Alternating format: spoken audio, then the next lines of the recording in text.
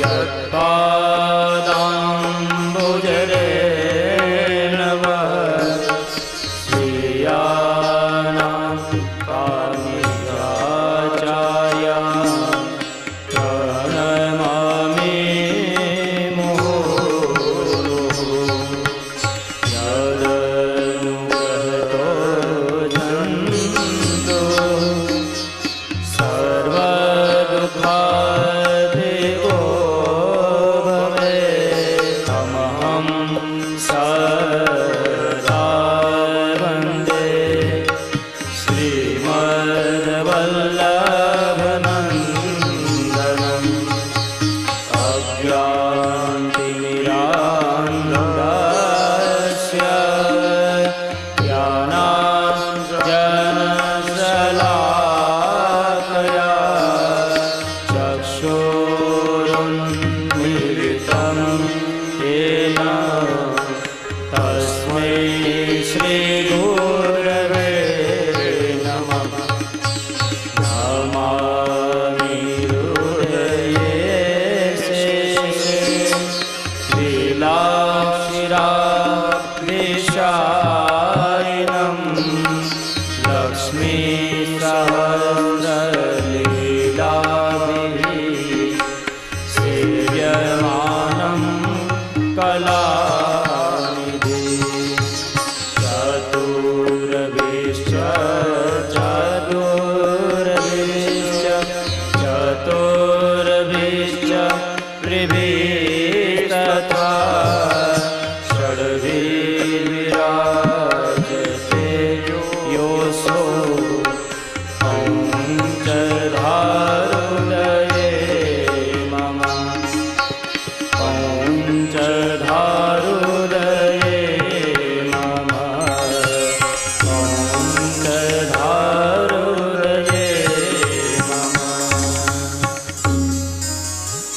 श्रीगोवर्धननाथ पादयुगलम् हैयं गवीन प्रियं नित्यं श्रीमथुराधिपं सुखकरं श्रीविठ्ठलेशं मुदा।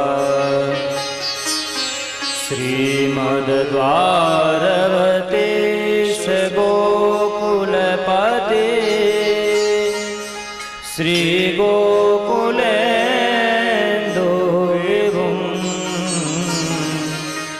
श्रीमन्मन्मथमोहनं नटवरं श्रीबालकृष्णं भजे। श्रीमद्वल्लभविठ्ठलो गिरिधरं गोविन्दरायाभिधं श्रीमद्बालकृष्ण गोकुलपति नाथं रघूणांस्तथा। एवं श्रीयदुनायकं किल घन श्यामं शतद्वंशजान्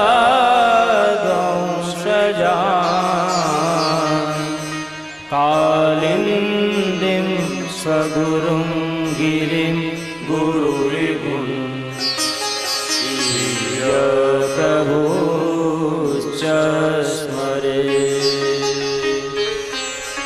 पुष्टिमार्गीय सर्वज्ञ करुणारसपूरितः श्रेष्ठफलप्रदाता च तस्मै श्रीगुरवे नमः। तस्मै श्रीगुरवे नमः। तस्मै श्रीगुरवे नमः।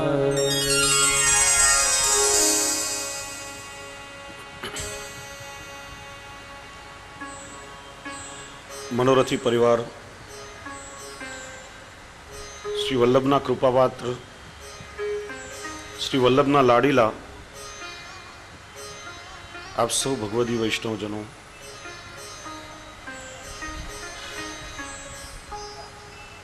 શિક્ષાપત્ર સત્રનો આજે 6થો દિવસ.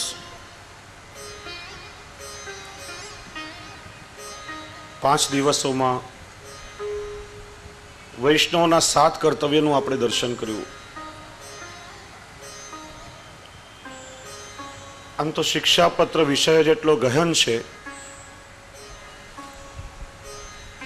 કે 41 શિક્ષાપત્રોના પ્રત્યેક શ્લોક ઉપર ચર્ચા કરીએ તો કદાચ મહિનાઓના મહિનાઓ વ્યતીત થઈ જાય. પણ આજના સંદર્ભમાં, આજના જે કાલના પ્રવાહમાંથી, જે સમયમાંથી આપણે સૌ પસાર થઈ રહ્યા છીએ, આજના સંદર્ભને અનુલક્ષીને આપણા વૈષ્ણવ સમાજને શું સંસ્કારોની આજે આવશ્યકતા છે, આપણે સૌ આપણા માર્ગ ઉપર દ્રઢ થઈ શકીએ, આપણા પ્રભુનો અનન્ય આશ્રય દ્રઢ થાય, આપણે વૈષ્ણવો પોતાના સ્વરૂપને ઓળખી શકીએ અને પુષ્ટિ માર્ગીય વૈષ્ણવ તરીકેનું આપણું ગૌરવ આપણે સૌ જીવી શકીએ. એટલા માટે આ જે 7 દિવસીય સત્ર છે કે આપણે સૌએ પોતાની આત્માને ઢંઢોળવાનું સત્ર છે. આપણે તો કેવલ શિક્ષાપત્રનો અમુક સાર લઈને કેવલ શ્રી હરિરાયજીની કૃપાથી, શ્રી હરિરાયજીની વાણીમાં આત્મચિંતન કરી રહ્યા છીએ. આપણી દિશા શું છે અને અત્યારે આપણે જીવનમાં કઈ દિશામાં જઈ રહ્યા છીએ એ જો આપણને સમજાઈ જાય, શ્રી હરિરાય પ્રભુચરણની કૃપાથી જીવનમાં જો દિશા નિર્દેશન મળી જાય તો યોગ્ય દિશામાં આગળ વધી શકીએ. એ માટે આ 7 દિવસીય સત્ર છે. જોત જોતામાં 5 દિવસો ક્યાં પસાર થઈ ગયા એનું અનુસંધાન પણ રહ્યું નહીં. દિવસો બહુ ઓછા લાગે છે. 2 દિવસ બાકી છે અને હજી 5 કર્તવ્યોનું દર્શન કરવાનું છે. આ 2 દિવસોમાં જેટલું થઈ શકે એટલું આપણે ચિંતન કરશું. ગઈકાલ સુધી એ ચર્ચા થઈ, અહંતા મમતાનો જીવ ત્યાગ કરે ત્યારે દીનતાની પ્રાપ્તિ થાય.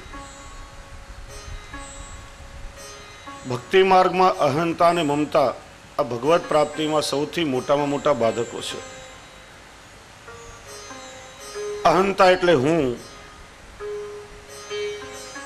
આઈ ઇઝ ઓલવેઝ કેપિટલ. હું ખૂબ જ મોટો હોય છે અને મોટા માણસને ક્યારે નાનો બનાવી દે છે એની ખબર પણ પડતી નથી. એટલા માટે હુંનો ત્યાગ અને બીજું મમતા. લૌકિકમાં જે આપણું મમત્વ રહેલું છે, મારું મારું મારું, જેને પોતાના બનાવવા જોઈએ એ પ્રભુને આપણે કેવલ પોતાના બનાવતા નથી અને જે બધું છોડીને ચાલ્યા જવાનું છે એ મેળવવા માટે આખું જીવન વેડફી નાખીએ છીએ. જેને પોતાના બનાવીને આ ભવસાગર તરી જવાનો છે એને પામવા માટે જીવ કોઈ પુરુષાર્થ કરતો નથી. અને ખરેખર જે આપણું સગું નથી, જેનાથી ખરેખર આપણો કોઈ આત્માનો સંબંધ નથી. વિચારો કે માણસનું સૌથી પોતાનું શું હોય, શેના ઉપર આપણને સૌથી વધારે મમત્વ હોય, તો કે આપણો આ દેહ, આપણું શરીર. દરેક માણસને પોતાના શરીર ઉપર ખૂબ જ મમતા હોય છે. પણ વિચારો કે આ શરીર પણ આપણું હોય, આપણા શરીર ઉપર જો આપણું ચાલતું હોય, શા માટે વૃદ્ધાવસ્થા આવે, શા માટે માંદગી આવે અને શા માટે મૃત્યુ આવે? કોઈને પણ વૃદ્ધ થવું, બીમાર થવું કે મરવું ગમે છે ખરા? આપણા શરીર ઉપર આપણું ચાલતું હોય તો 20 વર્ષના તંદુરસ્ત યુવાન થઈને અનંતકાલ દીર્ઘજીવી આપણે શા માટે નથી બની શકતા? જન્મ, મૃત્યુ, જરા, વ્યાધિ આ સનાતન સત્ય છે અને શરીર સાથે સંકળાયેલા છે, અને કોઈ પણ માણસ એને રોકી શકતું નથી. આપણા શરીર ઉપર આપણું ચાલતું નથી તો દુનિયાની કઈ વસ્તુ આપણી થઈ શકવાની છે? એટલા માટે જીવે વિચાર કરવાનો કે આ જગતનો બધો સંબંધ શરીર સાથેનો છે અને પ્રભુનો સંબંધ આત્મા સાથેનો છે. અને એટલા માટે લૌકિકમાંથી મમતા ખસેડી અને મમતા જો પ્રભુમાં પરોવી દઈએ તો પ્રભુ આપણા માટે સહજ સાધ્ય બની જાય. અને એટલા માટે શ્રી હરિરાય પ્રભુચરણ આજ્ઞા કરે છે કે દીનતા રાખો, નહીં સાધન સંપત્ત્યા હરિસ્તુષ્યતિ કદાચન, ભક્ત્યાનામ દૈન્યમેકમ હિ હરિતોષણ સાધનમ. દીનતા દ્વારા પ્રભુ પ્રસન્ન થશે, દીનતાથી આપણા ઠાકોરજી રાજી થશે. અને જીવ જ્યારે દીનતાનો પાત્ર બનશે ત્યારે પ્રભુ ચોક્કસ જીવ પર કૃપા કરશે, જીવને કૃપાનો અનુભવ થવા લાગશે. હવે દીનતા પ્રાપ્ત કરવા માટે જીવે શું સાધન કરવા? પૂર્વમાં શ્રી હરિરાય પ્રભુચરણે મદ ત્યાગ હેતુ નામના સ્વગ્રંથમાં, પોતાના નિજ ગ્રંથમાં 20 પ્રકારના મદોનું આપણને દર્શન કરાવ્યું. આ 20 મદો એવા છે કે જાણતા અજાણતા કોઈને કોઈ રીતે આપણી અંદર આવી જ જતા હોય છે. અને એ આવે ત્યારે જીવે શું ચિંતન કરવું? હવે શ્રી હરિરાય પ્રભુચરણ દીનતા પ્રાપ્તિના 7 સાધનો બતાવે છે. મદ આવે ત્યારે શું ચિંતન કરવું? પણ એની સાથે સાથે એવો મદ ના આવે એ પણ જરૂરી છે. અને મદ ના આવે એટલા માટે જીવે શું કરવું? દીનતા હશે તો એ મદથી આપણે સૌ બચી રહેશું.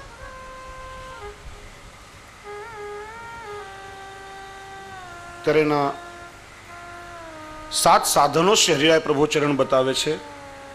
સૌથી પહેલું સાધન શ્રી યમુનાજીનું સેવન છે. એનું કારણ શ્રી યમુનાજી નિર્ગુણ સ્વરૂપા છે. માનવીના જીવનમાં મમતાનું કારણ રજોગુણ અને સત્વગુણ હોય છે, અને તે શ્રી યમુનાજી ના નિર્ગુણ સ્વરૂપમાં પ્રીતિ થવાથી સ્વતઃ દૂર થઈ જાય છે. આપણે ચર્ચા કરી હતી કે નિર્ગુણ ભક્તિ કોને કહેવાય? લેશ માત્ર પણ સ્વસ્વાર્થની અપેક્ષા રાખ્યા વગર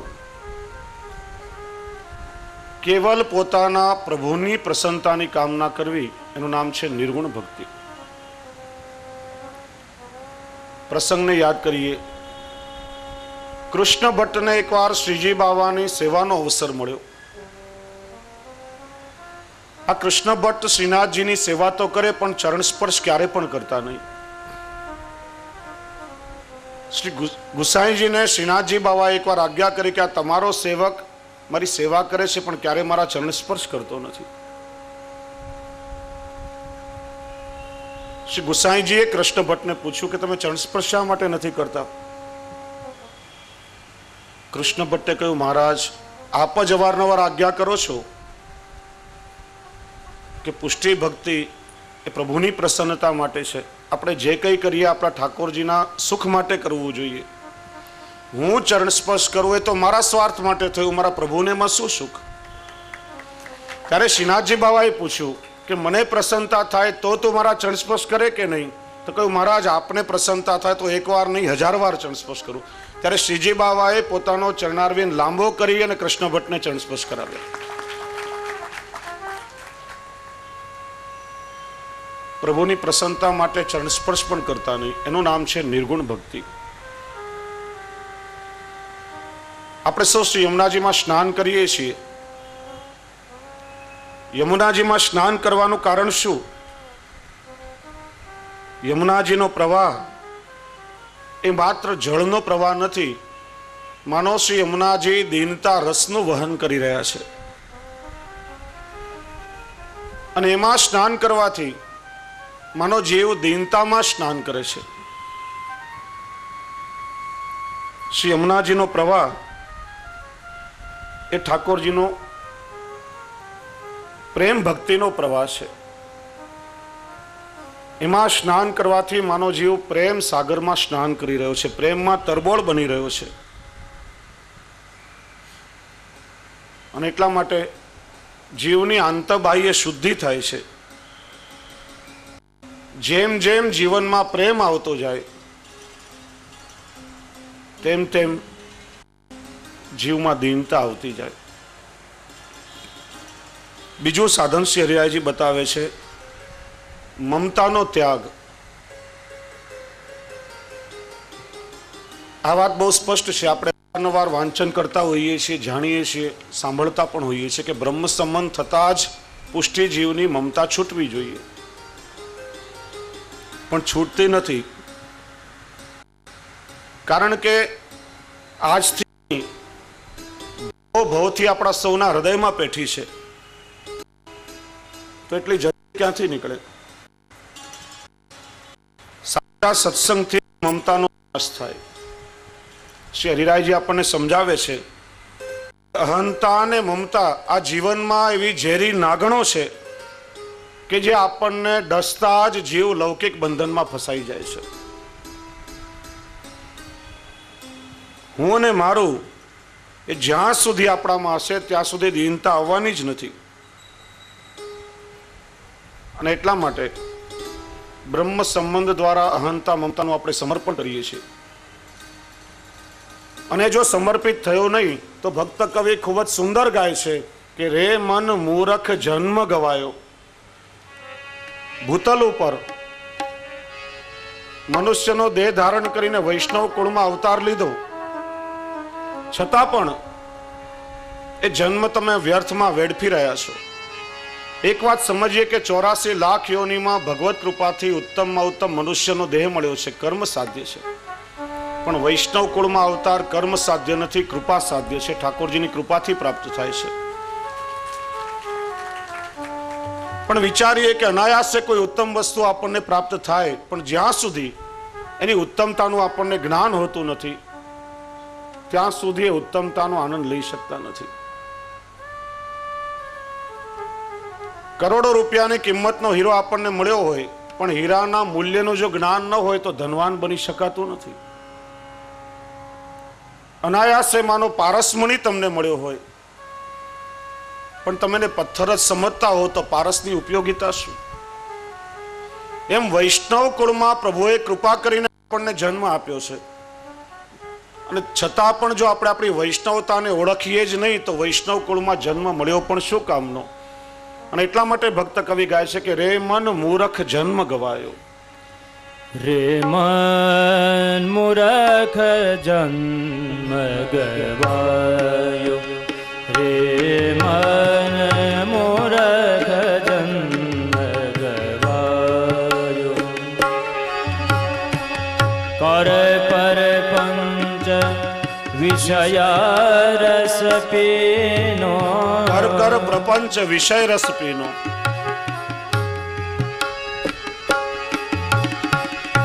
કર પર પંચ વિષયા રસ પીનો, શ્યામ શરણ નહીં આયો, શ્યામ શરણ નહીં આયો. રે મન મૂરખ જન્મ ગવાયો. यह संसार फूल से वर को, यह संसार फूल से वर को, सुंदर लोक लुभायो. चाकन लगो रूय उड़ गई,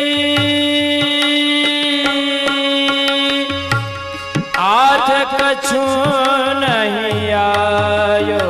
रे मन मूरख जन्म गवायो. यह संसार फूल सेमर को, सेमर નામનું એક ફૂલ થાય છે, માણસને તોડવા જાય પણ તરત જ ખરી જાય છે, આપણા હાથમાં આવતું નથી. એમાં ભક્ત કવિ અહીંયા કહે છે કે સંસારમાં દરેક વસ્તુને પામવા માટે ખૂબ દોટ મૂકી, કંઈક મેળવ્યું કંઈક ન મેળવ્યું, પણ પેલા સેમરના ફૂલની જેવી દશા થાય છે કે બધું છોડીને આપણે જતું રહેવું પડે છે. એટલા માટે જીવ ઠાકોરજીના શરણમાં આવો. કહા ભયો અબ કે પછતાને પહેલે પાપ કમાયો.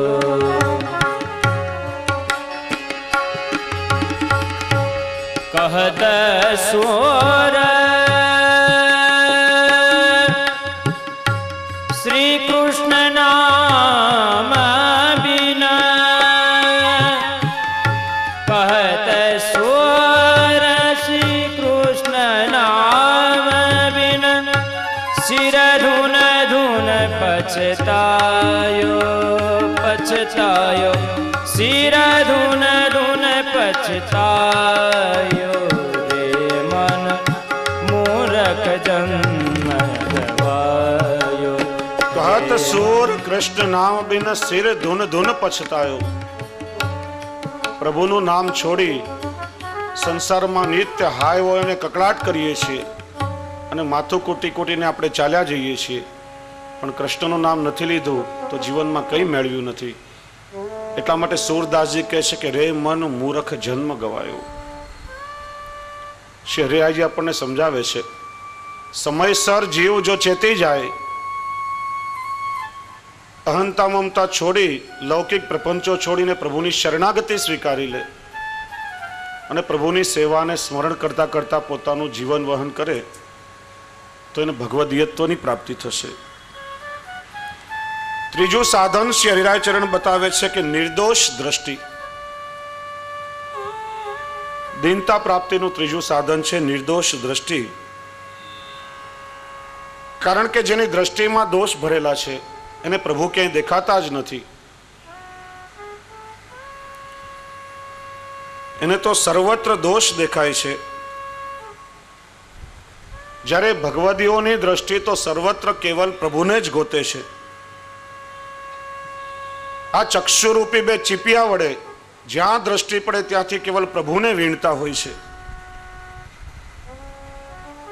શ્રી ગોકુલનાથજીને એકવાર એક વૈષ્ણવે પૂછ્યું કે રાજ, આ જગતમાં બધે દોષ દેખાય છે, એનું કારણ શું? ત્યારે શ્રી ગોકલેશ પ્રભુએ આજ્ઞા કરી કે વૈષ્ણવ, દોષ આ જગતમાં નથી, દોષ તમારી દ્રષ્ટિમાં છે. જેની દ્રષ્ટિ મલિન હોય તેને સર્વત્ર દોષ દેખાય છે અને જેની દ્રષ્ટિ બ્રહ્મવાદી હોય એને સર્વત્ર પ્રભુની લીલાનો અનુભવ થાય છે. એટલા માટે શ્રી હરિરાય ચરણ આજ્ઞા કરે છે કે દ્રષ્ટિને એવી પવિત્ર બનાવો, દ્રષ્ટિને અલૌકિક બનાવો, નિર્દોષ દ્રષ્ટિ રાખો, કોઈના દોષો ક્યારે પણ જુઓ નહીં. દીનતા પ્રાપ્તિનું ચોથું સાધન છે સર્વાત્મ ભાવ. પ્રભુ જગતના સૃષ્ટિના રચેતા છે. આ જગત યંત્ર છે અને પ્રભુ એના યંત્રી છે. દયારામભાઈએ ત્યાં જંત્રી શબ્દ મૂક્યો છે. જૂના સમયમાં જંત્ર અને જંત્રી એવું કહેવાતું. જેમ એક એન્જિનિયર કોઈ કારખાનું બનાવે, જે યંત્રની જરૂર હોય ત્યાં આવશ્યકતા પ્રમાણે દરેક યંત્રોને ગોઠવે, દરેક મશીનરી બરાબર ગોઠવાય પછી મિલ બરાબર ચાલે છે. એમાં જગતમાં જેની જ્યાં જરૂર હોય ત્યાં આપણા પૂર્વના સંબંધો પ્રમાણે ઠાકોરજીએ બધું જ ગોઠવ્યું છે. માટે આ જગતમાં દરેક વસ્તુ કેવલ પ્રભુ ઈચ્છાને આધીન છે. સર્વ જગત એ કૃષ્ણમય છે. સર્વમ ખલુ ઇદમ બ્રહ્મ. વેદની શ્રુતિઓ કહે છે જે સર્વત્ર વ્યાપ્ત છે એટલા માટે બ્રહ્મ કહેવાય છે. આખું જગત કેવલ ભગવદ લીલાની જ અભિવ્યક્તિ છે. માટે વૈષ્ણવોએ આ જગતની દરેક વસ્તુમાં, દરેક વ્યક્તિમાં, દરેક ક્રિયાઓમાં કેવલ ભગવદ લીલાનો અનુભવ કરવો, એનું જ નામ છે સર્વાત્મ ભાવ. જ્ઞાની હોય એના જગતમાં દોષ દેખાય. જ્ઞાનીને સંસ્કૃતમાં દોષજ્ઞ કહેવામાં આવે છે. બહુ ભણેલો માણસ હોય, બહુ જ્ઞાન મેળવ્યું હોય, ત્યારે એની મોટી પંચાયત કે એને સહજ દોષ દ્રષ્ટિ ઉત્પન્ન થાય છે.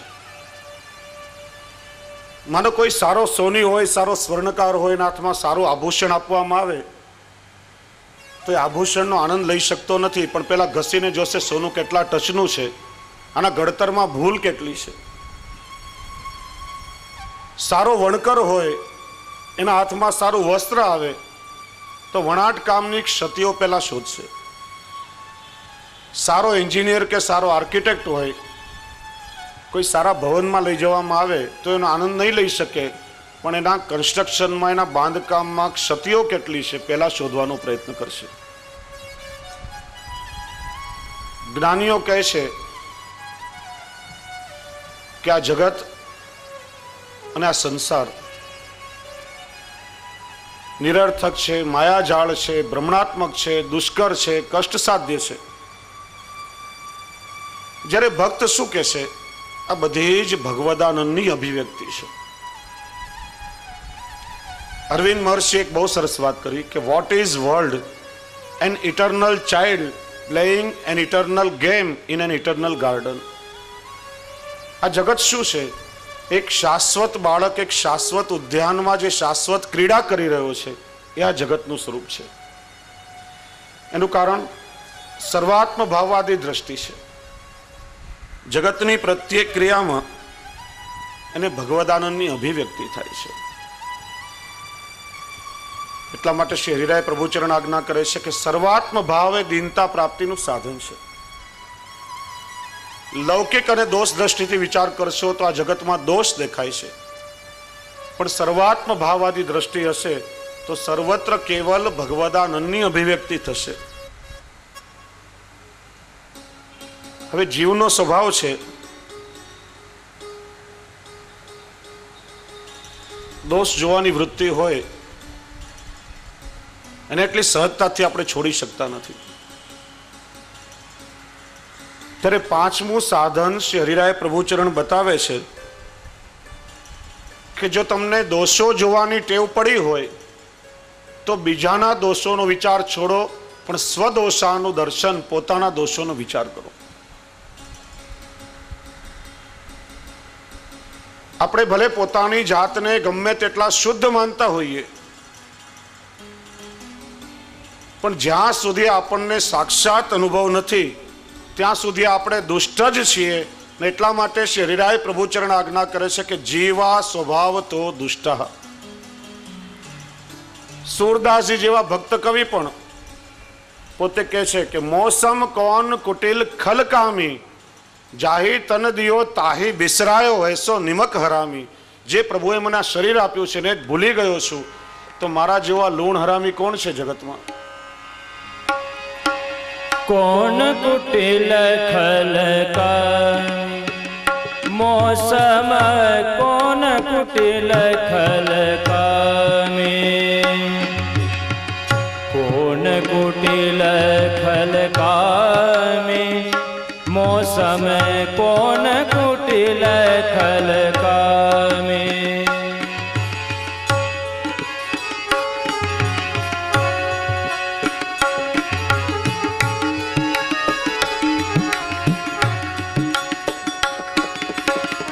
कहाँ छिपी तुम स्व करुणानिधि, सबके अंतरयामी, मौसम कौन कुटिल खलकामी.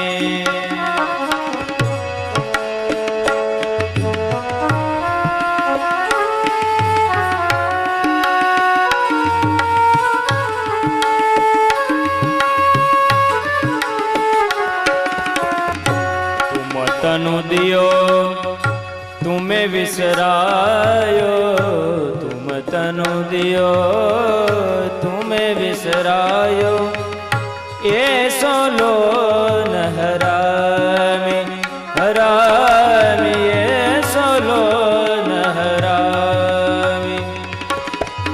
तिहारे चरण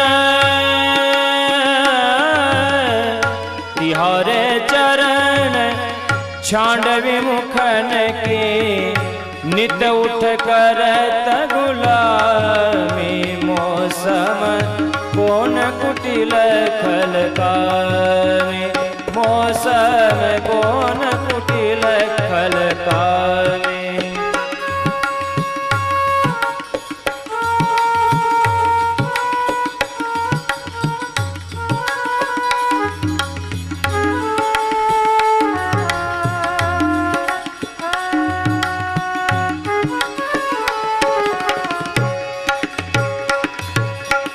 जहाँ सत्संग होत तहाँ आलस जहाँ सत्संग होत तहाँ आलस अदमन संग विश्रामी विश्रामी अदमन संग विश्रामी भर भर उदर विषय मद पीवत भर भर उदर विषय मद पीवत जैसे सूकर ग्रामी हो जैसे सूकर ग्रामी मौसम कौन कुटिल खलकामी मौसम कौन कुटिल खलकामी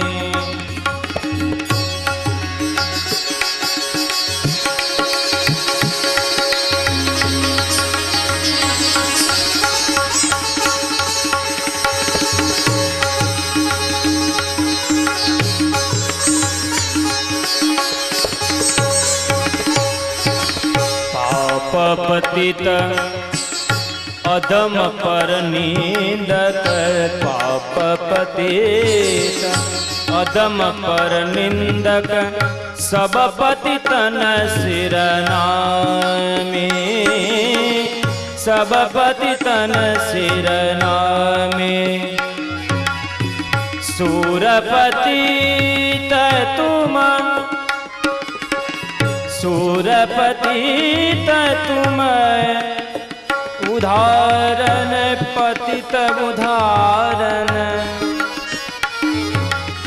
सूरपतित तुम पतित उदाहरण सुनिए श्रीपति स्वामी स्वामी सुनिए श्रीपति स्वामी मौसम कौन कुटिल खलकामी मौसम कौन कुटिल खल कौन कुटिल खल कौन कुटिल खलकामी। બીજા એક પદમાં સુરદાસજી કહે છે કે હું પતિતન કો નાયક હું પતિતન કો ટીકો આ જગતમાં જેટલા દુષ્ટોનો વિચાર કરવામાં આવે તો એ બધાનો લીડર હું છું એ બધાનો નાયક હું છું મારા જેવું પતિત બીજું કોણ છે। સુરદાસજી જેવા પુષ્ટિમાર્ગના જહાજ જો એમ કહેતા હોય અને આપણે પોતાની જાતને શુદ્ધ માનતા હોઈએ એટલા માટે શ્રી હરિરાય પ્રભુચરણ આજ્ઞા કરે છે કે જીવા સ્વભાવ તો દુષ્ટ સ્વભાવથી જ આપણે દુષ્ટ છીએ એટલા માટે જીવ કહેવાઈએ છીએ। कस्तूरी को क्यारो करो और केसर की करी खाद पानी दिया गुलाब का रही प्याज की प्याज डूंगળી ના બી વાવીએ અને ચારે તરફ કસ્તુરીનો ક્યારો કરીએ કેસરનું ખાતર પૂરીએ ને ગુલાબ જલથી એનું સિંચન કરીએ પણ એની ગંધ ક્યારે પણ જતી નથી ફળ આવે એ દુર્ગંધ જ મારતું હોય। એટલા માટે जीवा स्वभाव तो दुष्टा पण श्री वल्लभनी आपणा पर केटली कृपा छे। अन्य संप्रदायों धर्मों में भगवत प्राप्ति करवा माटे जीवना शुद्धिकरणना केटला साधनों बताव्या छे। यज्ञ यम नियम तप आ बधा साधनों करीने जीव शुद्ध थाय त्यारे प्रभुने लायक गणवामां आवे छे। पण श्री वल्लभे आपणा पर केटली कृपा करी छे के जेवा छे तेवा सदोष अनेक दोषोथी भरेला ब्रह्म संबंध द्वारा ठाकुरजीने अंगीकार कराव्या छे। એટલે કહીએ છે કે જૈસો હું એસો તિહારો શ્રી વલ્લભ હું જેવો છું એવો પ્રભુ તારો છું શ્રી વલ્લભ એવો હું આપનો છું। છતાં પણ જીવનું કર્તવ્ય છે કે વારંવાર આપણે પોતાના સ્વદોષોનો વિચાર કરવો જોઈએ અને માટે જીવે સતત પ્રયત્નશીલ રહેવું જોઈએ. આપણા અંદર રહેલા દોષ એ ચોર છે. જેમ રાત્રિના અંધકારમાં ઘરમાં કોઈ ચોર ઘૂસી જાય પણ સવારે સૂર્યોદય થતા જેમ અજવાળું થાય ત્યારે ચોર પકડાઈ જાય છે, એમ આપણા હૃદય રૂપી ગુફાઓમાં દોષો રૂપી ચોર ઘૂસીને બેઠા છે. પણ ભક્તિ માર્ગાબ્જ માર્તંડ શ્રી મહાપ્રભુજી એ ભક્તિ માર્ગના સૂર્ય છે અને એમની કૃપા થતા હૃદયમાં જ્યારે પ્રકાશ થાય ત્યારે દોષો રૂપી ચોરો પકડાઈ જાય છે અને શ્રી મહાપ્રભુજીની કૃપાથી આપણે એમને દૂર કરી શકીએ છીએ. ભગવદીઓ શું ગાય છે કે જોલો ઉર્મા ગૌરતા તોલો પ્રભુ સો કોષ કૃપા ભઈ તબ જાનીએ જબ દેખે અપનો દોષ. પોતાના દોષોનો વિચાર થાય ત્યારે સમજવાનું કે આપણા પર કૃપા થઈ રહી છે. જ્યાં સુધી મનમાં મોટાપણું છે ત્યાં સુધી તો ઠાકોરજી આપણાથી સેંકડો ગાઉ દૂર રહેવાના છે. વૈષ્ણવો, जितनी रवि छाया की कणिका तितने दोष हमारे. હજી સુધી મોટા મોટા દુનિયાના વૈજ્ઞાનિકો કે કોઈ મશીનરી સૂર્યના કિરણોને ગણી શકી નથી. એમ અહીંયા કહે છે કે जितनी रवि छाया की कणिका तितने दोष हमारे. तिहारे चरण प्रताप तेजते तेहु तत्क्षण तारे. આ સૂર્યના જેટલા કિરણો છે એટલા દોષ અમારામાં ભરેલા છે, પણ આપના ચરણોની કૃપા જ્યારે અમારા પર થાય તો એ દોષો ક્ષણમાં દૂર થઈ જાય છે, બધા ટરી જાય છે. એટલા માટે દયારામભાઈ જેવા ભક્ત કવિ એક પદમાં ગાય છે કે હે પ્રભુ, આપના ગુણોની અને મારા દોષોની જો લડાઈ થાય તો એમાં અવશ્ય મારા દોષો જીતી જાય. પ્રભુમાં અનંત ગુણો રહેલા છે, ગણી શકાય નહીં એટલા ગુણો આપનામાં છે, પણ મારા દોષો તો આપના ગુણો કરતા પણ અધિક છે. આ જીવ હું એવા દોષોથી ભરેલું છું.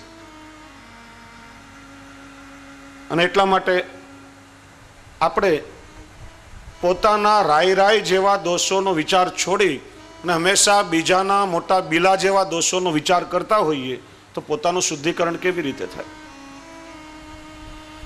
આપણને ટેવ પડી છે પોતાના ગુણો શોધવા અને બીજાના દોષો શોધવા. વૈષ્ણવો, એક બહુ સરસ કથા સાંભળી હતી. એક શેઠ હરિદ્વારની યાત્રા કરવા ગયા.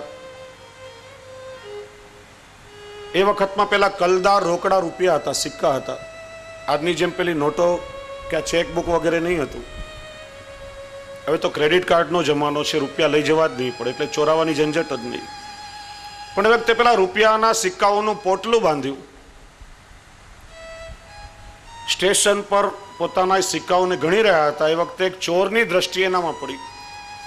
વિચાર્યું કે આ પાર્ટી બહુ માલદાર લાગે છે, એની સાથે જાઉં અને ક્યારેક રસ્તામાં લાગ મળશે એ બધું મેળવી લઈશ. આવીને શેઠનો પરિચય કર્યો. આપ કોણ છો, ક્યાં જાઓ છો? શેઠે કહ્યું કે ફલાણા ગામનો છું, હરિદ્વાર જાઉં છું. પેલો ચોર કે હું પણ હરિદ્વારની યાત્રાએ જાઉં છું, ચાલો આપણે કરતા બે ભલા. શેઠ એની બુદ્ધિને પારખી ગયા, બહુ ચતુર હતા. હવે આવે પેલો ચોર શેઠની વેપારીની સાથે થઈ ગયો. હરિદ્વાર આવ્યું, બંને સાથે એક ધર્મશાળામાં મુકામ કર્યો. ચોર વિચારે છે ક્યારેક લાગ મળશે અને પેલું રૂપિયાનું પોટલું હથેળી લઈશ. શેઠ બહુ ચાલાક, દરરોજ સવારે ચારાના આપી અને પેલા ચોરને ચા લેવા માટે મોકલે. એ ચા લઈને આવે ત્યારે જુએ કે શેઠ પોતાનું રૂપિયાનું પોટલું એની પાસે છે ને ગણી રહ્યા છે. વિચારે કે હજી તો એની પાસે છે, સમય મળે ઉપાડી લઈશ. બપોરે વળી પાછો કંઈક એકાદ રૂપિયા આપીને નાસ્તો લેવા મોકલે. સાંજે વળી પાછો કંઈક લેવા મોકલે અને રાતે રૂપિયાને સંતાડી દે. શેઠ નિરાતે સૂઈ જાય પણ પેલા ચોરને ઊંઘ આવે થોડી. રાત્રે ઊંઘમાંથી જાગે, શેઠનો જબ્બો તપાસે, એનું ખિસ્સું જોવે, કબાટ જોવે, શેઠના ગાદી તકિયા નીચે હાથ ફેરે પણ એના હાથમાં કંઈ નહીં આવે. વળી પાછું સવારે ચારના આપીને શેઠ બહાર મોકલે ને ચા લઈને આવે, જોયે તો શેઠ રૂપિયા ગણે છે, પોટલું હજી શેઠની પાસે છે. 3-4 દિવસ આવો ક્રમ ચાલ્યો. ચોરે બહુ ફાફા માર્યા પણ પેલું રૂપિયાનું પોટલું ચોરના હાથમાં આવ્યું નહીં. ત્યારે આવીને શેઠના પગમાં પડ્યો કે ભાઈ બાપ, મને માફ કરો, હું યાત્રી નથી, ભક્ત નથી, પણ હું ચોર છું, કબૂલ કરું છું. 4-5 દિવસથી આ તમારા રૂપિયા ચોરવાનો પ્રયત્ન કરું છું પણ પેલું પોટલું મારા હાથમાં આવતું નથી. હવે મારે ચોરવું નથી, પણ મને એટલું તો કહો કે તમે સંતાડો છો ક્યાં? આટલો નાનકડો ઓરડો છે, બધું વીખી નાખ્યું પણ મારા હાથમાં આવતું નથી. ત્યારે શેઠ કે ને ક્યાંય નહીં, હું તારા ઓશિકા નીચે દરરોજ મૂકી દેતો હતો, તે મારું બધું વીખી નાખ્યું પણ તારા પોતાના ઓશિકા નીચે ને ક્યારે પણ જોયું નહીં. તારા હાથમાં આવે ક્યાંથી? જીવનમાં આગળ વધવું હોય, બીજાના સદગુણો જુઓ અને પોતાના સ્વદોષોનો વિચાર કરો. એટલા માટે શ્રી હરિરાય પ્રભુચરણ આજ્ઞા કરે છે, સ્વદોષાનું દર્શન એ દીનતા પ્રાપ્તિનું સાધન છે. શરીરાયજી બીજું સાધન બતાવે છે, હંસ વૃત્તિ. દીનતા પ્રાપ્તિનું 6થું સાધન છે હંસ વૃત્તિ. હંસમાં ભગવાને એક ક્ષમતા આપી છે કે દૂધ અને પાણીનું મિશ્રણ થઈ ગયું હોય તો એમાંથી સાર રૂપ દૂધ ગ્રહણ કરી લે છે અને પાણીને છોડી દે છે. માનો કે દૂધમાં સાકર ભળી ગઈ હોય એને કાઢવી હોય તો તરત જ આપણે એને કાઢી શકીએ, પણ દૂધમાં પાણી ભળી જાય તો કોઈ એને નોખું કરી શકતું નથી. એક પ્રકાર છે કે દૂધને આપણે આંચ ઉપર મૂકીએ પણ એનાથી પાણી નોખું થઈ શકતું નથી, પાણી બળીને બાષ્પીભવન થઈ જાય છે. જ્યારે હંસમાં એક ક્ષમતા છે, એને કહેવાય છે નીર ક્ષીર વિવેક. દૂધ અને પાણીનું મિશ્રણ હોય તો એમાંથી સાર રૂપ દૂધ ગ્રહણ કરી લે છે. એમાં જગત છે એ ગુણ અને દોષોનું મિશ્રણ છે. જગતમાં અનેક પ્રકારના ગુણો પણ છે અને અનેક પ્રકારના દોષો પણ છે. પણ સંતોની દ્રષ્ટિ એવી હોય છે, સંતોને એટલા માટે પરમહંસ કહેવામાં આવે છે. જે મીરાબાઈ કહે છે ને કે દધી મથે ઘૃત કાઢ લિયો, ડાર દિયો છોઈ. છોઈ એટલે છાસ. વ્રજ ભાષામાં તમે લોકો જે પેલી છાસને વલોઈને માખણ કાઢી લો અને બચેલી જે નકામી છાસ હોય, કારણ કે એમાં કઈ સાર તો છે જ નહીં, એને છોઈ કહેવાય. અને પછી ઢોળાઈ જાય તો શું ફરક પડે છે? એમાં સંસાર, ગુણ અને દોષોનું મિશ્રણ છે. દોષ દ્રષ્ટિ કેળવશું તો બીજાના દોષો જોતા જોતા આપણે પોતે દોષનો ભંડાર બની જઈશું. સંસારનો નિયમ છે કે આપણે કોઈની નિંદા કરવા માટે જ્યારે એક આંગળી બતાવીએ છીએ ત્યારે 3 આંગળી આપણી પોતાની સામે જ રહેતી હોય છે. ગુણ અને દોષોના મિશ્રણ આ સંસારમાંથી દોષોને દૂર કરી અને સાર રૂપ ગુણોને ગ્રહણ કરવા, એનું નામ છે હંસ વૃત્તિ, હંસ દ્રષ્ટિ. અને એવી હંસ દ્રષ્ટિ જ્યારે કેળવીએ, જેને આપણી ગુજરાતી ભાષામાં ગુણ ગ્રાહકતા કહેવામાં આવે છે. શ્રીમદ ભાગવતજીમાં પ્રસંગ આવે છે કે દત્તાત્રેય મહારાજે પોતાના જીવનમાં 24 આદર્શ ગુરુઓ કર્યા હતા. જેની પાસેથી જે કોઈ સદગુણ મળ્યો એ સદગુણને પોતાના જીવનમાં કેળવી અને એને પોતાનો આદર્શ ગુરુ માન્યો. પતંગિયાને ગુરુ બનાવ્યો, લુહારને ગુરુ બનાવ્યો, ભમરાને ગુરુ બનાવ્યો, વેશ્યાને ગુરુ બનાવી, હાથીને ગુરુ બનાવ્યો. જેની પાસેથી જે કોઈ સારો ગુણ શીખવા મળ્યો એ ગુણને કેળવી અને પોતાના જીવનમાં ઉતાર્યો. એમ હંસ વૃત્તિ જ્યારે આવે, હંસ દ્રષ્ટિ આપણી પાસે આવે, જેને શ્રી મહાપ્રભુજી વિવેક દ્રષ્ટિ કહે છે. શું આપણા જીવનમાં આપણા કામનું છે અને શું આપણા માટે નકામું છે. આ જગતમાં ભગવાને અનંત પ્રકારનો વૈભવ વિખેર્યો છે. સારી દ્રષ્ટિ હશે તો પ્રત્યેક વસ્તુ આપણને જીવનમાં કોઈને કોઈ સારો પાઠ ભણાવશે. નદી સામે જોશો તો સતત ગતિશીલતા અને નિર્મળતાનો પાઠ ભણાવશે. પહાડ અડગતા અને નિશ્ચલતાનો પાઠ ભણાવશે. તો વૃક્ષો સામે જોશો તો વૃક્ષો તમને પરોપકારિતાનો ધર્મ શીખડાવશે. વૈષ્ણવતાનું લક્ષણ જો આપણે શીખવું હોય તો વૃક્ષ પાસેથી શીખવું જોઈએ. વૃક્ષ એ પરોપકાર ધર્મના આચાર્ય છે અને એટલા માટે જ કહેવાયું વૈષ્ણવા વૈ વનસ્પત્ય. વૃક્ષો વનસ્પતિ એ વૈષ્ણવનું સ્વરૂપ છે. એનું કારણ માનવમાં અને વૈષ્ણવમાં ફરક છે. વૈષ્ણવતા આપણને માનવતાથી પણ 2 ડગલા આગળ લઈ જાય છે. માનવ ધર્મ આપણને કહે છે કે એકબીજા પ્રત્યે પ્રેમ ભાવ રાખીએ, મોટાઓનો આદર કરીએ, સહિષ્ણુતા રાખીએ, એકબીજાને મદદરૂપ થઈએ, સેવા કરીએ. પણ વૈષ્ણવતા આપણને શું શીખડાવે છે? કોઈ આપણા પર અપકાર કરે, કોઈ આપણા પર અત્યાચાર કરે, ભૂલીને પણ આપણે સામેથી એની સેવા કરવા માટે તત્પર થઈએ. કોઈ આપણને દુઃખી કરે, કોઈ આપણને સતાવે, એનો અવગુણ છોડીને પણ સામેથી આપણે એની સેવા કરવા માટે તત્પર થઈએ. એ વૈષ્ણવ ધર્મ આપણને સમજાવે છે. માણસે પોતાના સ્વાર્થ માટે આજે વૃક્ષોનું કેટલું નિકંદન કાઢી નાખ્યું, છતાં પણ વૃક્ષ આપણા પર કેટલો ઉપકાર કરે છે. ગોવર્ધન લીલાના પ્રસંગમાં ભગવાન શ્રી કૃષ્ણ પણ ગોપ બાળકોને સમજાવે છે કે ઇન્દ્ર આપણા પર શું ઉપકાર કરવાનો. આપણા પર કોઈનો ઉપકાર હોય તો આ ગોવર્ધન પર્વતનો છે, આ વૃક્ષોનો આપણા પર ઉપકાર છે. 12 અવસ્થાઓમાં વૃક્ષ માનવ જાત પર કેટલો ઉપકાર કરે છે. આપણે તો એટલું જ સમજીએ કે વૃક્ષો હોય તો પર્યાવરણની સમતુલા જળવાય. 50 વર્ષની અવધિ ગણીએ તો 1 વર્ષમાં આપણને 50 વર્ષમાં આપણને 1 ટન ઓક્સિજન આપે છે.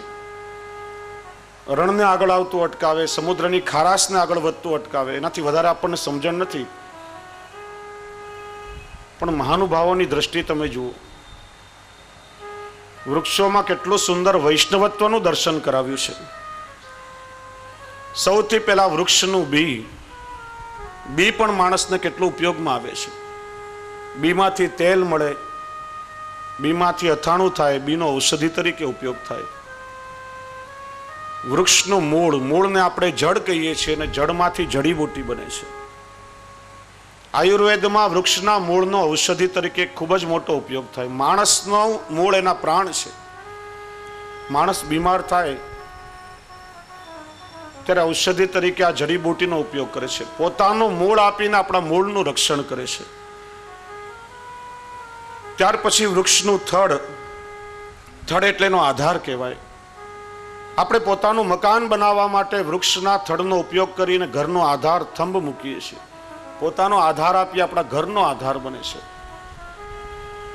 વૃક્ષની છાલ એટલે વૃક્ષના વસ્ત્ર. સંન્યાસીઓ જે વલ્કલ વસ્ત્ર પહેરે છે વૃક્ષની છાલમાંથી બને છે. પોતાનું વસ્ત્ર આપીને પણ આપણા તનને ઢાંકે છે. વૃક્ષના પાંદડા એટલે વૃક્ષની શોભા. આપણા ઘરની શોભા વધારવા માટે પાંદડાનો તોરણ તરીકે ઉપયોગ કરીએ છીએ. પોતાની શોભા આપીને પણ આપણા ઘરની શોભાને વધારે છે. વૃક્ષના ફૂલ એના શિંગાર કહેવાય. માળાદી બનાવવા શિંગાર તરીકે આપણે એનો ફૂલનો ઉપયોગ કરીએ છીએ. પોતાના શિંગારથી આપણા શરીરનો એ શિંગાર બને છે. ફૂલની સુગંધ પોતાનું અસ્તિત્વ ગુમાવે છે. ભઠ્ઠીમાં ઉકળે, પીસાય, પીલાય, છતાં અત્તર સ્વરૂપે પોતાની સુગંધ આપી અને આપણા શરીરની દુર્ગંધને દૂર કરે છે. ફળ એટલે વૃક્ષના સંતાન કહેવાય. ફળમાંથી બી અને એમાંથી નવું વૃક્ષ થાય છે.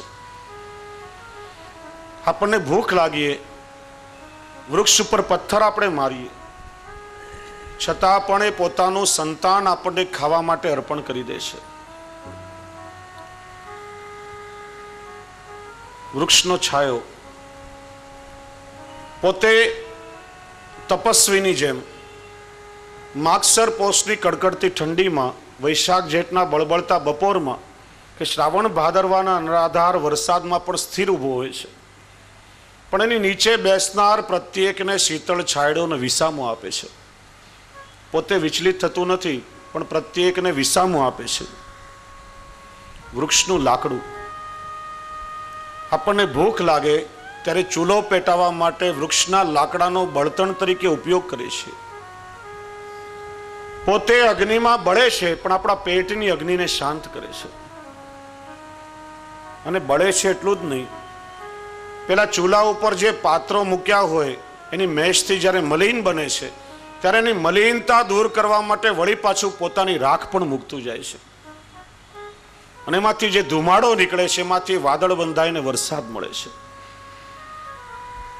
પ્રત્યેક અવસ્થામાં વૃક્ષ માનવજાત ઉપર કેટલો ઉપકાર કરે છે. આપણે જો વૈષ્ણવતાનું લક્ષણ શીખવું હોય તો આ વૃક્ષ પાસેથી શીખીને. એટલા માટે ભક્ત કવિ ગાય છે, મન તો વૃક્ષન કો મત લે.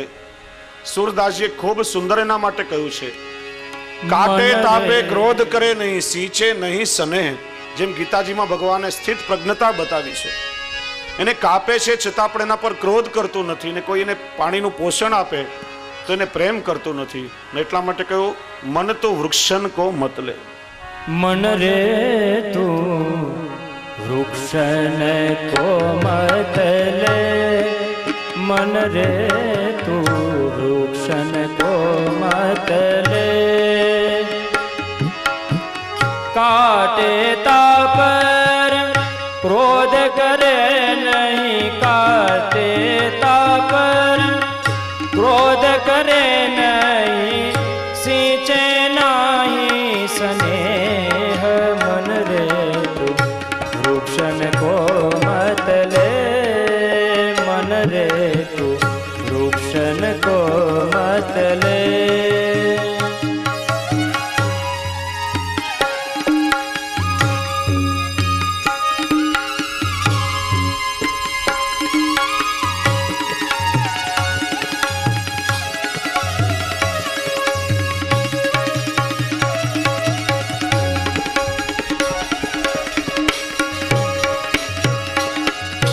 जो कोई ताप पर पत्थर चलाहे, ताही को फल दे. જો કોઈ વાપે પથ્થર ચલાવે તાહી કો ફલ દે. પથ્થર આપણે મારીએ તો પણ એના બદલામાં ખાવા માટે ફળ આપે છે. जो कोई ताप पर पत्थर चलाहे, ताही को फल दे. आप सिर पर धूप सहत है, आप सिर पर धूप सहत है, और को छाया सुख दे. मन रे तू वृक्षन को मत ले, मन रे तू वृक्षन को मत ले.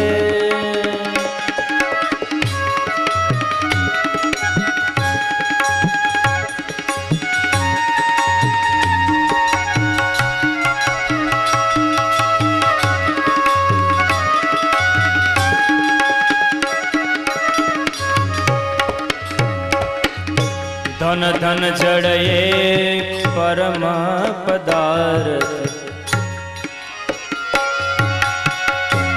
ધન ધન જડયે પરમ પદાર્થ, વૃથા મનુષ્ય કી દેહ. માણસનું શરીર તો કોઈને કામ લાગી શકતું નથી. માણસ જીવતોય કામ લાગતો નથી ને મર્યા પછી એ કામ લાગતો નથી. કેવલ બીજા ઉપર બોજારૂપ બનીને રહેતો હોય છે. અને વૃક્ષ જડવા છતાં પણ કેટલા પ્રકારે આપણી સેવા કરે છે. એટલા માટે ભક્ત કવિ કહે છે કે મન તો વૃક્ષન કો મત લે. ધન ધન જડયે પરમ પદાર્થ, ધન ધન જડિયે પરમ પદાર્થ, વૃથા મનુષ્ય કી દેહ, વૃથા મનુષ્ય કી દેહ. सूरदास मन कर्म वचन कर, सूरदास मन कर्म वचन कर, भक्तन को मत ये मन रे तू, वृक्षन को मत ले मन रे तू, वृक्षन को मत ले.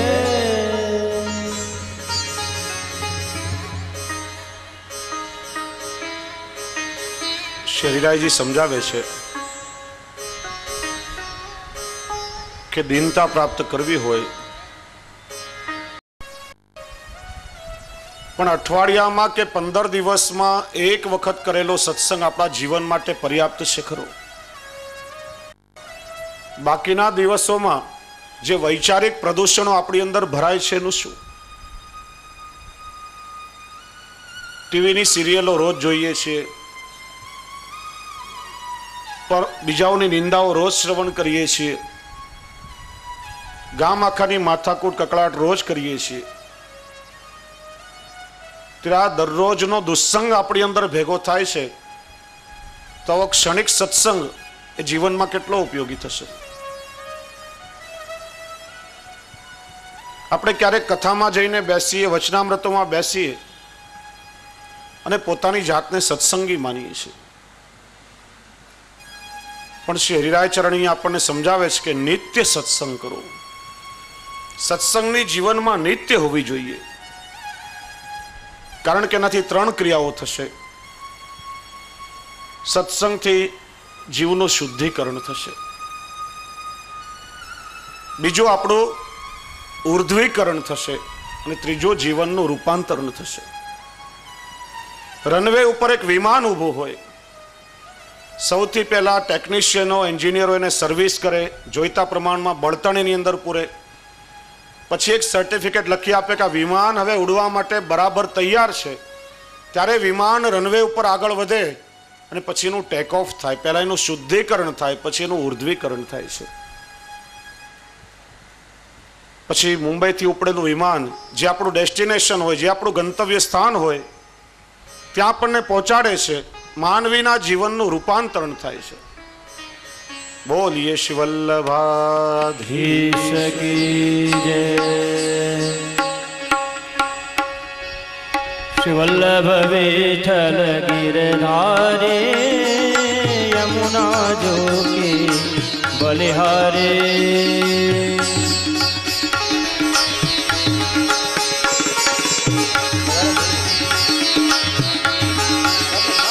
શ્રી વલ્લભ વિઠ્ઠલ ગિરધારે, યમુના જોકી બલિહારે.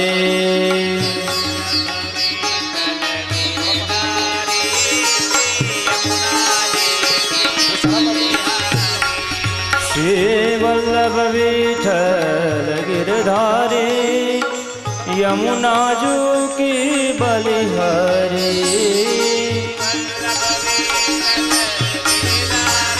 ખૂબ ખૂબ આનંદનો અવસર છે કે આજે આપણા સૌની વચ્ચે એમનો પરિચય તો મારે આપવાનો જ ન હોય. કેવલ અમદાવાદમાં નહીં, કેવલ મુંબઈમાં નહીં, પણ સમગ્ર વિશ્વમાં ભ્રમર ગીત, ગોપી ગીત, યુગલ ગીત, વેણુગીત, શ્રી વલ્લભાખ્યાન અનેક પુષ્ટિ માર્ગના વિષયો ઉપર કથા સત્રનું આયોજન કરી અનેક બહિર્મુખ થયેલા વૈષ્ણવોને ભગવત સન્મુખ કર્યા છે.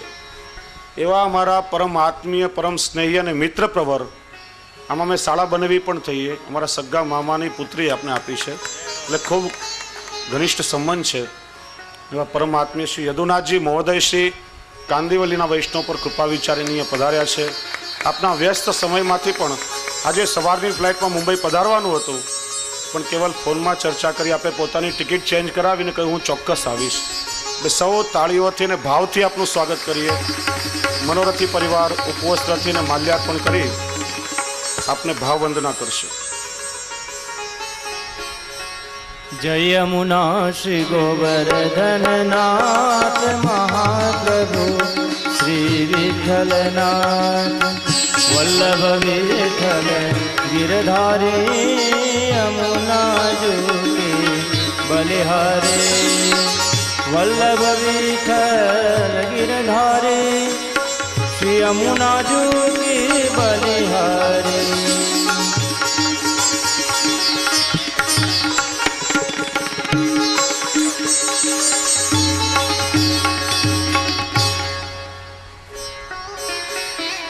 આપણે ચર્ચા કરતા હતા કે સત્સંગથી જીવનું શુદ્ધિકરણ થાય છે, ઉર્ધ્વીકરણ થાય છે અને એના જીવનનું રૂપાંતરણ થાય છે. નારદજી પ્રવાસ કરી રહ્યા હતા. રસ્તામાં વાલિયો લૂંટારો મળ્યો. વાલિયો લોકોને લૂંટતો, હત્યાઓ કરતો, ખૂબ ત્રાસ આપતો.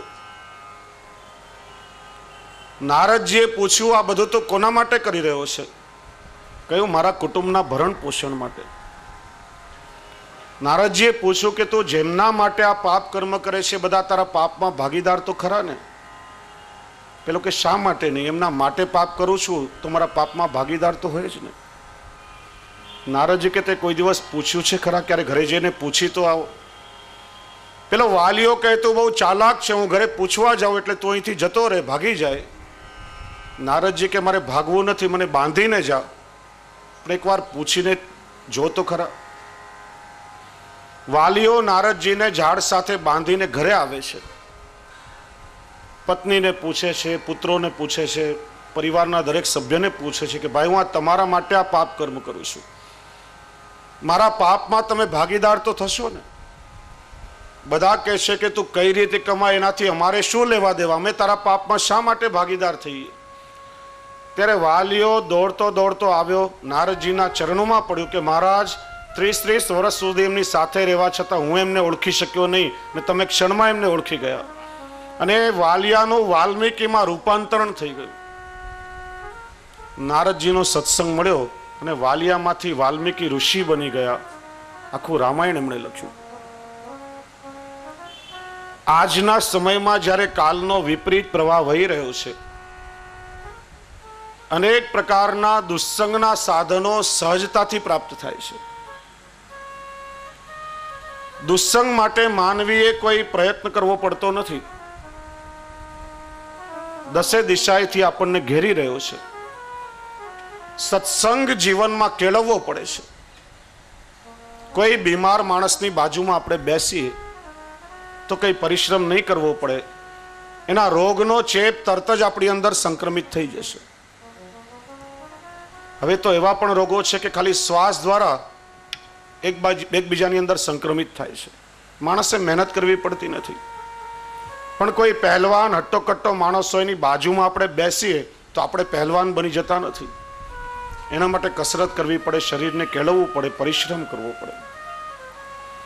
સત્સંગ માણસે જીવનમાં કેળવવો પડે છે. દુસ્સંગ માણસને સહજતાથી પ્રાપ્ત થાય છે. અને કલિયુગમાં જ દુસ્સંગ છે એવું નથી. સતયુગ જેવા યુગોમાં પણ દુસ્સંગ લાગવાની સંભાવના રહેતી હતી. સતયુગમાં માંધાતા રાજા થયા. એમના સમયમાં સૌભરી નામે ઋષિ, પરમ તપસ્વી, જ્ઞાની, સંયમી, પોતાની જાતને કેળવી હતી. એમણે નદીના જલમાં સ્નાન કરવા માટે ગયા. સ્નાન કરતી વખતે માછલાની રમત જોઈ અને માછલાની રમત જોઈ સંસારમાં પડવાનું મન થયું. જો દુસ્સંગ કેટલા પ્રકારે લાગે છે. દ્રષ્ટિ દ્વારા કોઈના દોષો જોવાથી, દ્રષ્ટિ દ્વારા સંસારમાં લૌકિક ક્રિયાઓ જોઈને વિચારવાથી, કર્ણ દ્વારા કોઈની નિંદા કરવાથી, કોઈ અસજ્જન વ્યક્તિનો સંગ કરવાથી ઘણા પ્રકારે દુસ્સંગ લાગે. સૌભરી ઋષિને દ્રષ્ટિ દ્વારા દુસ્સંગ થયો. રાજા પાસે આવ્યા, કહ્યું મારે તારી 50 કન્યાઓ સાથે પરણવું છે. રાજા મૂંઝાયો કે આ ઋષિએ મારી 50 દીકરીઓને કઈ રીતે પરણાવવું. પોતાના તપોબળથી પોતાનામાંથી બીજા 50 સ્વરૂપો પ્રગટ કર્યા. રાજાની 50 કન્યાઓ સાથે પરણ્યા. પણ સતયુગ હતો, ફરી પાછું ભગવદ દયાએ આત્મજ્ઞાન થયું, સંસારનો મોહ છોડીને પ્રભુ પ્રાપ્તિના માર્ગે પ્રવૃત્ત થઈ ગયા. જ્યારે શ્રી મહાપ્રભુજી સમજાવે છે કે આ કલિયુગમાં ભગવત પ્રાપ્તિના સાધનો દુર્લભ છે, દુસ્સંગ માણસને સહજતાથી મળે છે, માટે સાવધાન થઈ અને મનુષ્યએ સત્સંગ કરવો જોઈએ. સત્સંગનું શું ફળ મળે છે, સત્સંગથી જીવનમાં શું પામીએ, ખૂબ સુંદર પદમાં એનું વર્ણન કર્યું છે. એટલા માટે શ્રી હરિરાય પ્રભુચરણ આપણને આજ્ઞા કરે છે કે કેવલ સાપ્તાહિક કે માસિક સત્સંગ નહીં કરો, પણ સત્સંગ નિત્ય કરો.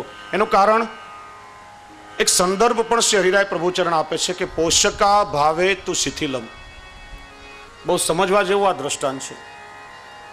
એક કુંડામાં આપણે સૌ છોડ વાવીએ, એમાં ખાતર આપીએ, પાણી આપીએ, પોષણ મળે, પુષ્પિત થાય, પલ્લવિત થાય, ફલિત થાય, એની વૃદ્ધિ થાય. એના ઉપર થોડો એસિડ નાખીએ, થોડો તેજાબ નાખીએ તો શું થશે? શું થશે? ક્ષણ માત્રમાં બળીને રાખ થઈ જશે. દુસ્સંગ છે આ તેજાબ જેવો છે. વર્ષો સુધી આપણા ચિત્તને, આપણા દેહને, મનને આપણે કેળવીએ, પણ જે ક્ષણે જીવનમાં કોઈ અસજ્જનનો સંગ થઈ જાય ત્યારે વર્ષોનો કરેલો બધો જ પરિશ્રમ વ્યર્થ થઈ જાય છે. દુસ્સંગ અત્યંત બાધક છે, માટે એનાથી બચવું જોઈએ.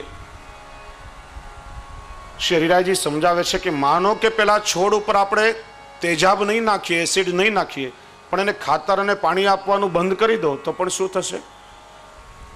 ધીરે ધીરે કરમાવા લાગશે ને એક સમય સાવ સુકાઈ જશે. એમ દુસ્સંગ તો બાધક છે, પણ સત્સંગનો અભાવ પણ આપણા ભાવમાં શિથિલતા લાવી શકે છે. જેમ ખેતરમાં બી વાવીએ, એ બીને સતત ખાતર પાણીનું પોષણ આપીએ ત્યારે એમાંથી ફળ મળે છે. વૃક્ષને પોષણ આપીએ ત્યારે એની વૃદ્ધિ થાય છે. આ શરીરને પણ જીવવા માટે અન્ન જળ વાયુનું પોષણ જોઈએ. એમ સત્સંગથી આપણા ભાવને પોષણ મળે છે. અને સત્સંગ રૂપી પોષણ જો આપણા ભાવને નહીં મળે તો એ ભાવમાં પણ ધીરે ધીરે શિથિલતા લાવે છે અને ક્યારેક અભાવ પણ આવી શકે. અને એટલા માટે સત્સંગ નિત્ય થવું જોઈએ.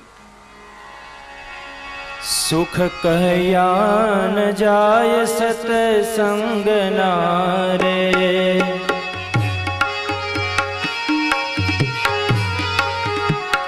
ઓ સુખ કહ્યા ન જાય સત્સંગ ના રે, અંગ આઠે તે શીતળ થાય, સુખ કહ્યા ન જાય સત્સંગ ના રે.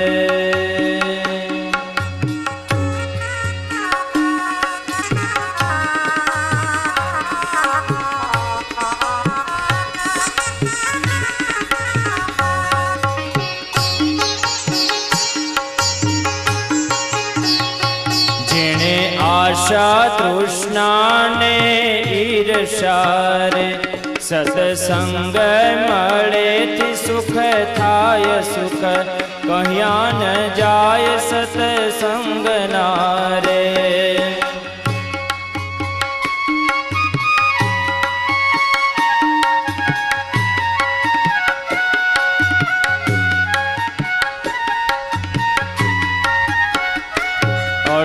તીરથ જેને ઘરે આંગણે રે, 68 તીરથ જેને ઘર આંગણે રે, હરિજન હરિ રસ ગાય, સુખ કયા ન જાય સત્સંગ ના રે.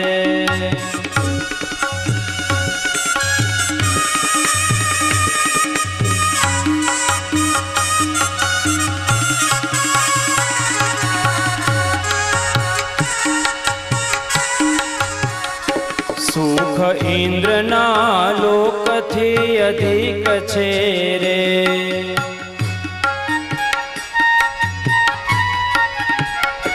સુખ ઇન્દ્રના લોકથી અધિક છે રે, સુખ વૈકુંઠથી વધતા જાય, સુખ કયા ન જાય સત્સંગ ના રે.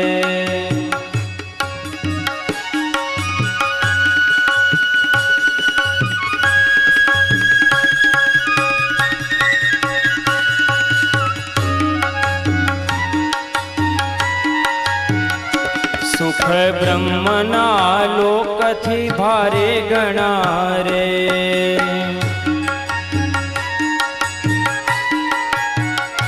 જેના વેદ કરે છે વખાણ સુખ કયા ન જાય સત્સંગના રે.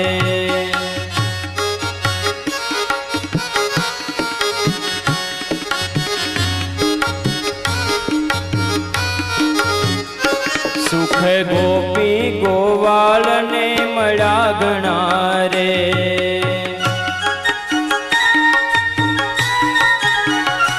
જેના ભેળા બેસીને જમા વાત સુખ કયા ન જાય સત્સંગના રે.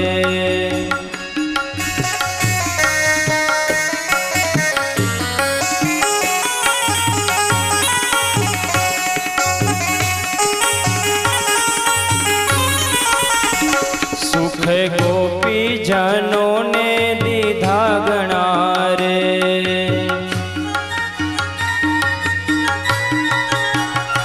જે ભક્તિ કરે છે દિન રાત સુખ કયા ન જાય સત્સંગના રે.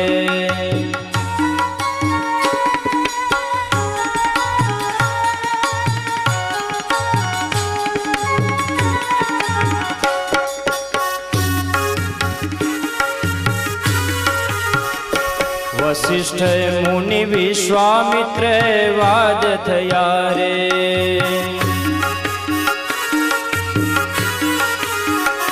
સુખ શેષજને ત્રાજવે તોળાય સુખ કયા ન જાય સત્સંગના રે.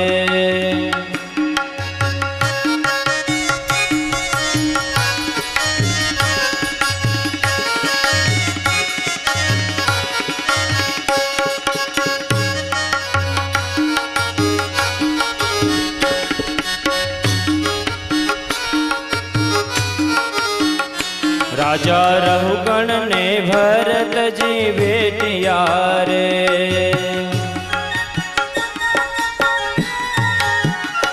જેની પલમાં પરમ ગતિ થાય સુખ કયા ન જાય સત્સંગના રે.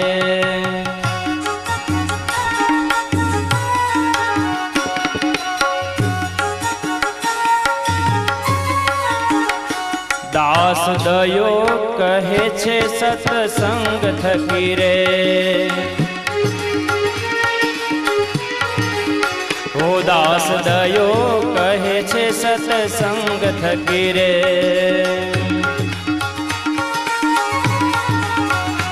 એના જન્મ મરણ માટે જાય સુખ કયા ન જાય સત્સંગના રે.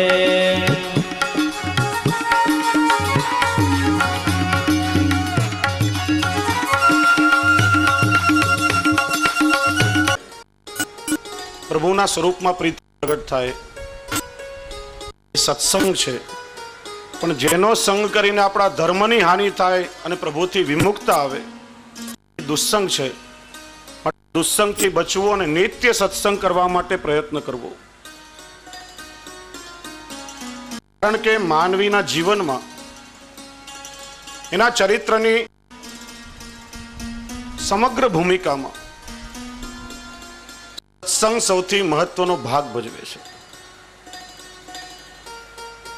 ગીતાકાર ભગવાન કૃષ્ણ તો નિસંગ રહેવાનો આદેશ કરે છે, કારણ કે સંગને દોષ બતાવ્યો છે. અને સંગ દોષ લાગે ત્યારે શું થાય? સંગાત સંજાયતે કામ, કામાત ક્રોધો બીજાયતે, ક્રોધાત ભવતિ सम्मोह, सम्मोहात स्मृति विभ्रम, स्मृति भ्रंशात बुद्धि नाशो, बुद्धि नाशात विनश्यति. માણસ જ્યારે કોઈનો સંગ કરે છે ત્યારે સંગથી અનેક પ્રકારની કામનાઓ જાગે છે. માણસની બધી ઈચ્છાઓ તૃપ્ત થતી નથી અને ઈચ્છાઓ પૂરી ન થાય ત્યારે ક્રોધ ઉત્પન્ન થાય છે. અને ગઈકાલે આપણે ચર્ચા કરી કે ક્રોધ કેટલો નુકસાનકારક છે. ક્રોધમાં માતા પોતાના સંતાનનું પેટ ભરે ત્યારે બાળકના મૃત્યુ થવાના દાખલા પણ છે. અને ક્રોધમાં માણસ પોતાના હાથથી જો અન્નનો કોળિયો ખાય તો અન્નનું વિષમાં ઝેરમાં પરિવર્તન થાય છે. એટલા માટે ક્રોધ ખૂબ ખરાબ વસ્તુ છે.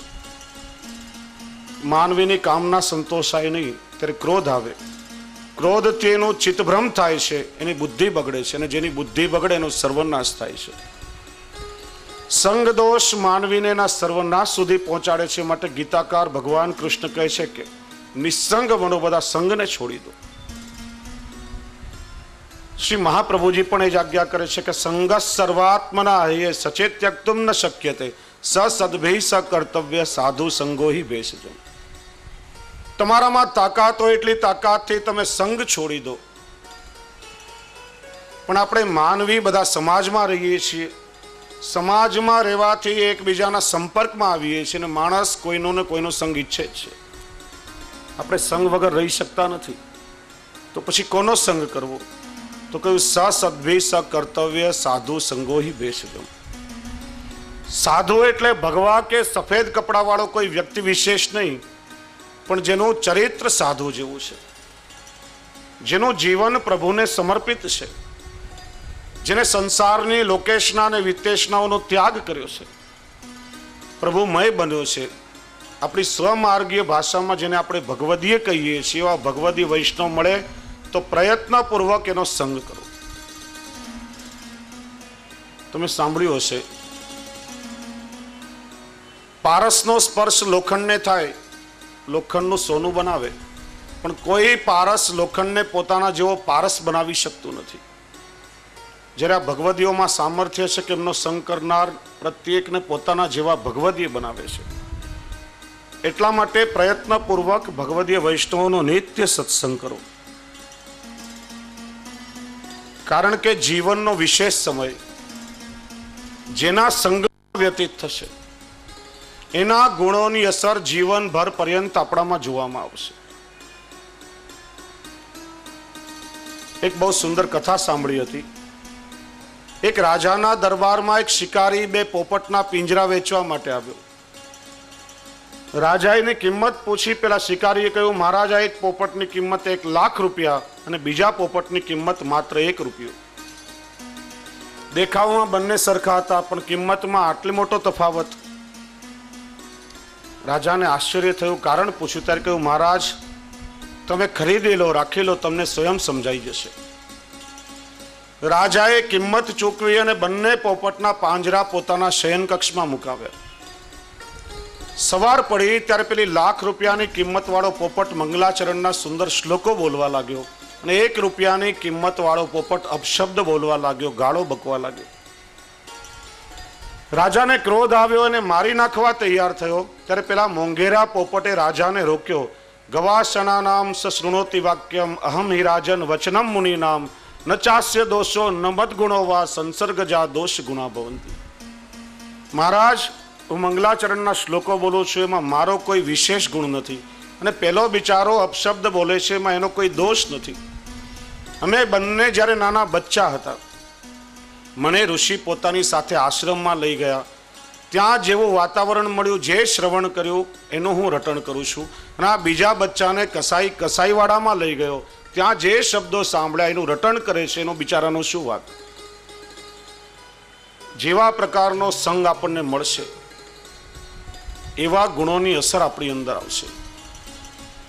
અને ઘરમાં નિત્ય સત્સંગ કરશો.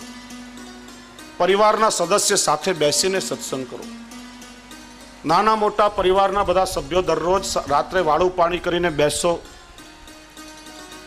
શ્રી હરિરાયજીનું શિક્ષાપત્ર કાઢો. ભલે 1 શ્લોકનું પણ ભાવપૂર્વક નિત્ય ચિંતન કરો. 84, 252 વૈષ્ણવની વાર્તાનો એક પ્રસંગ ભલે નિત્ય વાંચો.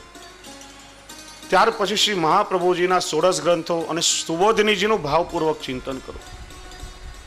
તમને પોતાને ખ્યાલ આવશે કે થોડા સમયમાં આખા ઘરમાં કેટલું પરિવર્તન આવી ગયું છે. સત્સંગથી આપણને બધાને સંસ્કાર મળશે. આપણી અનેક જિજ્ઞાસાઓ સત્સંગથી સંતોષાશે. કારણ કે આપણે વડીલો હંમેશા અપેક્ષા રાખીએ છીએ કે આપણા બાળકો સંસ્કારી બને, સમાજમાં એક સારા નાગરિક બને. પોતાનું કલ્યાણ કરે, દેશનું પણ રાષ્ટ્રનું કંઈ કલ્યાણ કરે. પણ એવા સંતાન ક્યારે આપણે ત્યાં નિર્મિત થાય કે જ્યારે ઘરમાં નાનપણથી આપણે બાળકોને પોષણ આપીએ. ત્યારે મોટા ભાગે આપણે બાળકોને ભટકતા મૂકી દઈએ છીએ અને બહુ કાળજી રાખતા નથી. પછી બહાર રખડતા થાય, જેવા મિત્રોનો સંગ મળે એવા જ ગુણોની અસર એની અંદર આવે. અને બાળકો પાસે તમે સારા સંસ્કારની અપેક્ષા રાખતા હો તો માત્ર મૌખિક ઉપદેશ નહીં આપો, સારા ગુણો તમે આચરણમાં મૂકી અને કેળવીને પોતાના બાળકોને સંસ્કાર આપો. કારણ કે બાળકો એ મા બાપના સંસ્કારનું પ્રતિબિંબ કહેવામાં આવે છે. આપણે જેવું આચરણ કરશું, આપણને જોઈને આપણા બાળકો એનાથી સવાયું આચરણ કરવાનો પ્રયત્ન કરશે. પિતાને ઘરમાં કોઈ વ્યસન હોય, તમે માવા કે ગુટકા ઘરમાં ખાતા હો, બાપ ઘરમાં ધૂમ્રપાન કરતો હોય અને બાળકોને આપણે ઉપદેશ આપીએ કે સ્મોકિંગ ઇઝ ઇન્જરિયસ ટુ હેલ્થ, આ નહીં કરવું જોઈએ, તારી તબિયત બગડશે. ઘરમાં કદાચ આંખની શરમ કરશે પણ બહાર નીકળીને ચોક્કસ પ્રયત્ન કરશે કે બાપા કરે છે, આપણને કરવામાં કંઈ વાંધો નથી. અને તમે જો એ કામ કરતા હશો તો આંખ મિલાવીને તમારા સંતાનો સાથે વાત નહીં કરી શકો. સારા સંસ્કાર આચરણમાં મૂકીને બાળકોને બતાવો. સ્વામી વિવેકાનંદ પાસે એક બાઈ આવી, કહ્યું મહારાજ મારો દીકરો ગોળ બહુ ખાય છે, તમે કંઈ સમજાવો. એમણે કહ્યું બેન અઠવાડિયા પછી આવજે. અઠવાડિયા પછી માં પોતાના બાળકને લઈને આવી. એમણે સમજાવી બે ચાર વાતોને પેલો માની ગયો. માતાએ કહ્યું મહારાજ નાની વાત કહેવા માટે 7 દિવસનો સમય લગાડ્યો. ત્યારે એમણે કહ્યું કે 7 દિવસ પહેલા હું પોતે પણ ગોળ ખાતો હતો અને હું જ્યાં સુધી ખાવાનું છોડું નહીં, મારી વાતની અસર કેવી રીતે થાય. તમે જો અપેક્ષા રાખો કે તમારા બાળકો તમારું સન્માન કરે, તમે તમારા ઘરમાં વડીલોનું સન્માન કરો. બાળકો જોશે કે અમારા મા બાપે એમના મા બાપનો ઘરમાં અનાદર કર્યો છે, એમની સાથે ખરાબ વર્તાવ થાય છે, તો યાદ રાખજો તમારા સંતાન ઘરમાંથી એક દિવસ લાત મારીને કાઢી મૂકશે. સારા સંસ્કાર માત્ર કહેવાય.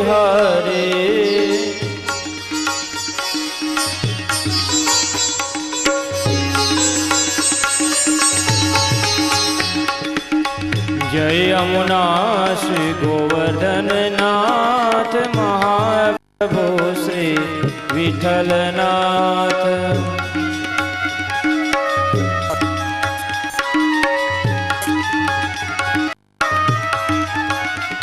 બોલો વલ્લભ વિઠ્ઠલ ગિરધારી યમુના જુગી બલિહારે. શ્રદ્ધેય પૂજ્ય ચરણ પધારી રહ્યા છે.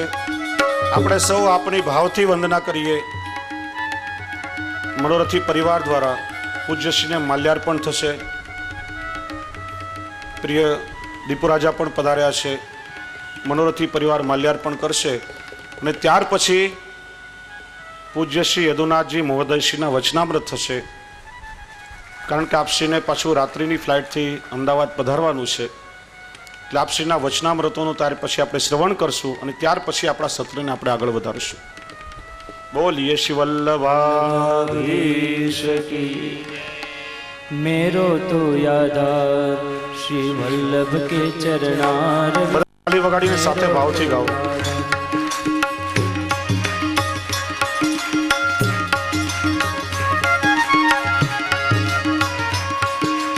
मेरो तो यादार श्री वल्लभ के चरणार विंद.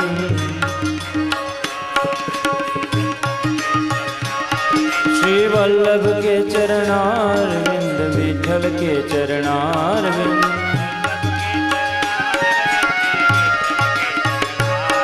श्री वल्लभ के चरणार विंद विठल के चरणार विंद.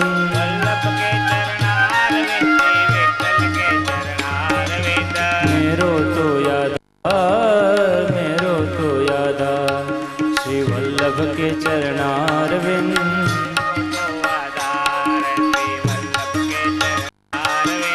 माथे को श्रृंगार श्री वल्लभ के चरणार. माथे को श्रृंगार श्री वल्लभ के चरणार. श्री वल्लभ चरणारविंद विठल के चरणारविंद वल्लभ के चरणारविंद विठल के चरणारविंद मेरो तो आधार श्री वल्लभ के चरणारविंद मेरो तो आधार श्री वल्लभ के चरणारविंद श्री वल्लभाधीश की जय। माइक भाई इधर ध्यान दो भाई, बात बात में।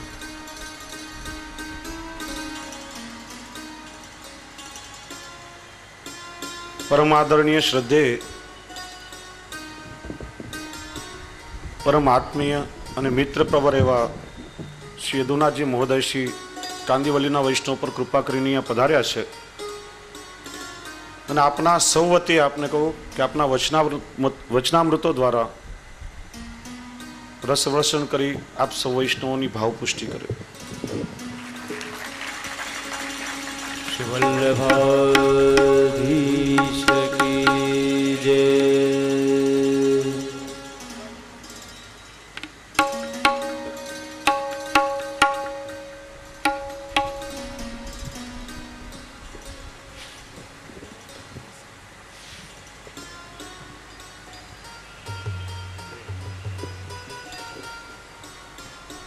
नायाद्भुत कर्मणे रूपना विभेदेन जगत क्रीडति यो यतः घुरनंद कुमारो मे स्वामिनी वृषभानुजा कृतार्थोऽहं कृतार्थोऽहं कृतार्थोऽहं न संशय। पूज्य परम श्रद्धे અને સાચા અર્થમાં કહું તો જેની કૃપાથી અને જેના અથાગ પ્રયત્નોથી આ મહાનગરીનો પ્રકાર, આ મહાનગરીનો એક ભાગ કાંદીવલી ગોકુળિયાના નામે ઓળખાય છે એવા પૂજ્ય કાકાજી,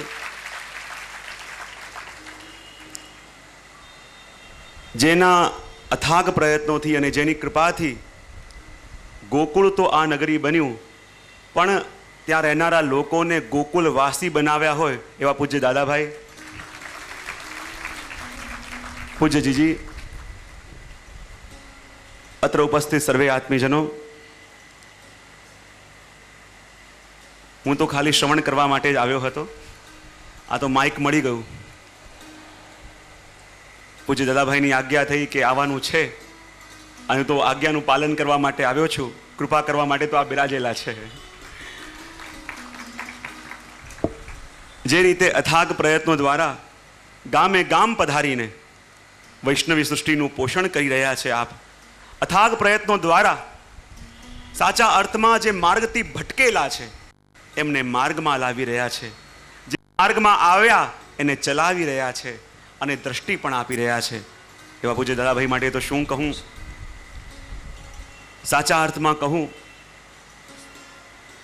તો જીવનમાં જેમ 3 ઋતુ હોય ને એમ વૈષ્ણવના જીવનમાં પણ 3 ઋતુ હોય, એક ગ્રીષ્મ ઋતુ,